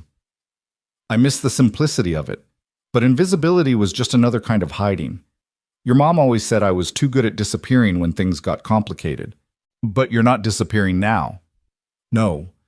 Now I'm trying to be like water in a different way, visible when it needs to be invisible when it doesn't." That sounds harder than just being one or the other. Most real things are. After Lila went to bed, Mason stood at his usual spot by the window, but this time Juliet was there, having stayed to discuss the program with him. "We could make this nationwide," she said. "Derek has connections, I have resources, Grace could document it. Real change, not just corporate wellness packaging." "The moment it becomes big, it becomes something else," Mason warned. "Water in a cup is still water. Water in an ocean is power that can destroy or create." "Then we keep it small." Cells of teachers, each maintaining the integrity of the practice. No franchising, no scaling, just spreading. Like ripples. Exactly. They stood in comfortable silence for a moment. Then Juliet said, "You know, a week ago I thought I knew what strength was. Success, achievement, dominance in my field. And now I think strength might be a 9-year-old girl teaching other children not to be afraid. And her father, who could be anything, choosing to be exactly what she needs." She left soon after, and Mason was alone with the night and his thoughts. The city hummed outside, millions of lives intersecting and separating, each carrying their own struggles and secrets. He'd been thrust into visibility, forced to abandon the comfortable invisibility he'd wrapped himself in like armor. But watching his daughter teach, seeing children learn that strength didn't require hardness, witnessing adults question assumptions they'd never thought to examine, maybe this was worth the exposure. Maybe his wife would have wanted this, not the hiding, but the healing. His phone rang. Unknown number. He almost didn't answer, then recognized the area code. Military. "Mason Cole." "Yes." "This is General Morrison. We served together in Afghanistan, though you might not remember me." Mason remembered. Morrison had been a colonel, then one of the few officers who understood that sometimes the best military action was no action at all. I remember, sir. I've been watching what you're doing, teaching children, spreading a philosophy of strength without aggression. We need that in our veterans programs. Would you consider consulting not as a fighter, but as someone who understands the transition from warrior to civilian? I'm just a janitor, sir. No, you're a man who chose to become a janitor, rather than let his skills define him. That's exactly the wisdom our veterans need. Mason considered it. Another expansion, another complication, but also another chance to help to heal, to transform what he'd learned in war into something useful in peace. Can I think about it? Take all the time you need. The offer stands. After the call ended, Mason checked on Lila one more time. She was sleeping peacefully, one hand tucked under her pillow, the other holding the photo of her mother he'd given her years ago. Everything he'd done since her mother's death had been about protecting this innocence, this peace, this chance for her to grow up whole in a broken world. But today she'd protected others, taught them, led them toward their own wholeness. The student had become the teacher, and the teacher had learned that protection sometimes meant stepping into the light, not away from it. Tomorrow would bring new challenges. The program would grow or fade. Critics would emerge, supporters would have their own agendas. The water would continue to flow, finding its level, carving new channels through old stone. But tonight, in their small apartment above the great city, a father stood guard over his daughter's dreams, and that was enough. That was everything. The ripples they'd created would spread or dissipate according to their own nature. All Mason could do was what he'd always done, be like water adapting to each moment. Neither grasping nor pushing away, simply flowing toward whatever shape the world needed him to take. And if that shape was no longer invisible, if it required him to stand in the light and be seen, then that too was part of the practice, part of the teaching, part of the endless journey from who we were to who we might become. The weeks that followed took on a rhythm Mason hadn't expected, like water finding its way through new channels carved by necessity rather than design. The program at PS 47 had grown from 43 students to over 200, requiring multiple sessions throughout the week. Lila taught the youngest ones on Mondays. Timothy had started leading a group for his peers on Wednesdays, and even Marcus, the boy who'd been so eager to show his fighting skills, now helped demonstrate the art of yielding on Fridays. But success, Mason had learned long ago, always came with shadows. The call came on a Tuesday morning while he was mopping the lobby of the Meridian building. His supervisor's voice was carefully neutral, the tone of someone delivering news they'd rather not share. "Corporate says you need to take a leave of absence," the man said. "Paid full benefits, nothing negative in your file. But they think the attention you're getting is disruptive to building operations."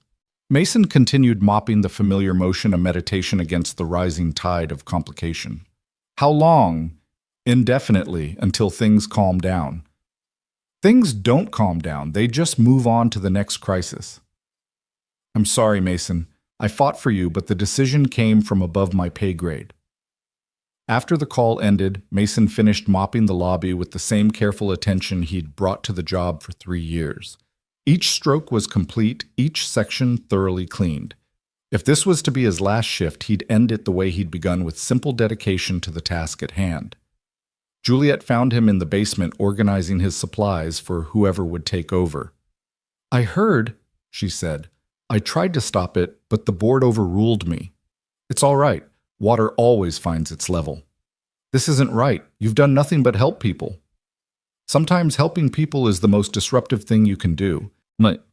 She watched him label cleaning solutions, arrange mops by size, create order out of chaos one last time. "What will you do?" "What I've always done. Take care of my daughter, live simply, move through the world without making waves." "But you are making waves, important ones." Mason turned to face her, seeing the genuine distress in her eyes. "Every action has consequences, Juliet. I knew this would happen eventually. The visible can't remain invisible, no matter how much they might want to. I could hire you, officially, as a consultant for Harmony Dynamics. To do what? To teach what you teach. To be who you are. I can do that without a title or salary. But how will you live, pay rent, take care of Lila?" Mason smiled slightly. "The same way most people do, one day at a time with whatever work comes." He left the building through the service entrance, for the last time, his supervisor waiting there with an envelope. "Severance," the man explained. 6 months. "It was the best I could negotiate." Thank you. Mason, what you did, what your daughter's doing, my grandson's in the program. He's different now, calmer, stronger, not afraid of his own shadow anymore. That's Lila's doing, not mine. Maybe. But you taught her. That matters. Mason walked home through streets that had become familiar as breathing past the bodega where Mr. Kim always saved the good apples for Lila, past the small park where he'd taught her to ride a bike, past all the markers of a life built carefully from the ruins of loss. He found General Morrison waiting outside his apartment building, not in uniform, but still carrying himself with military precision. "Walk with me," the general said, and they headed toward the river, two veterans moving through civilian space with the particular awareness of those who'd seen how quickly peace could shatter. "I need your help," Morrison said when they reached the water, not as a fighter, but as someone who found a way back. Back from what? From what we became over there, from what we had to be. They stood watching the river flow its surface, reflecting the city's endless motion. "I have a son," Morrison continued. 25 years old, 3 tours in Syria, came back intact on the outside but broken somewhere I can't reach. He won't talk to therapists, won't take medication, won't admit anything's wrong, but he watched your videos, all of them, over and over. And he said something yesterday, first real thing he's said in months. He said, that janitor gets it. The way violence lives in your body even when the war's over. Mason was quiet, remembering his own return, the months of starting at shadows, of feeling his training coiled inside him like a spring that wouldn't release. "What do you want from me?" Talk to him. Just talk. Not as a therapist or counselor, just as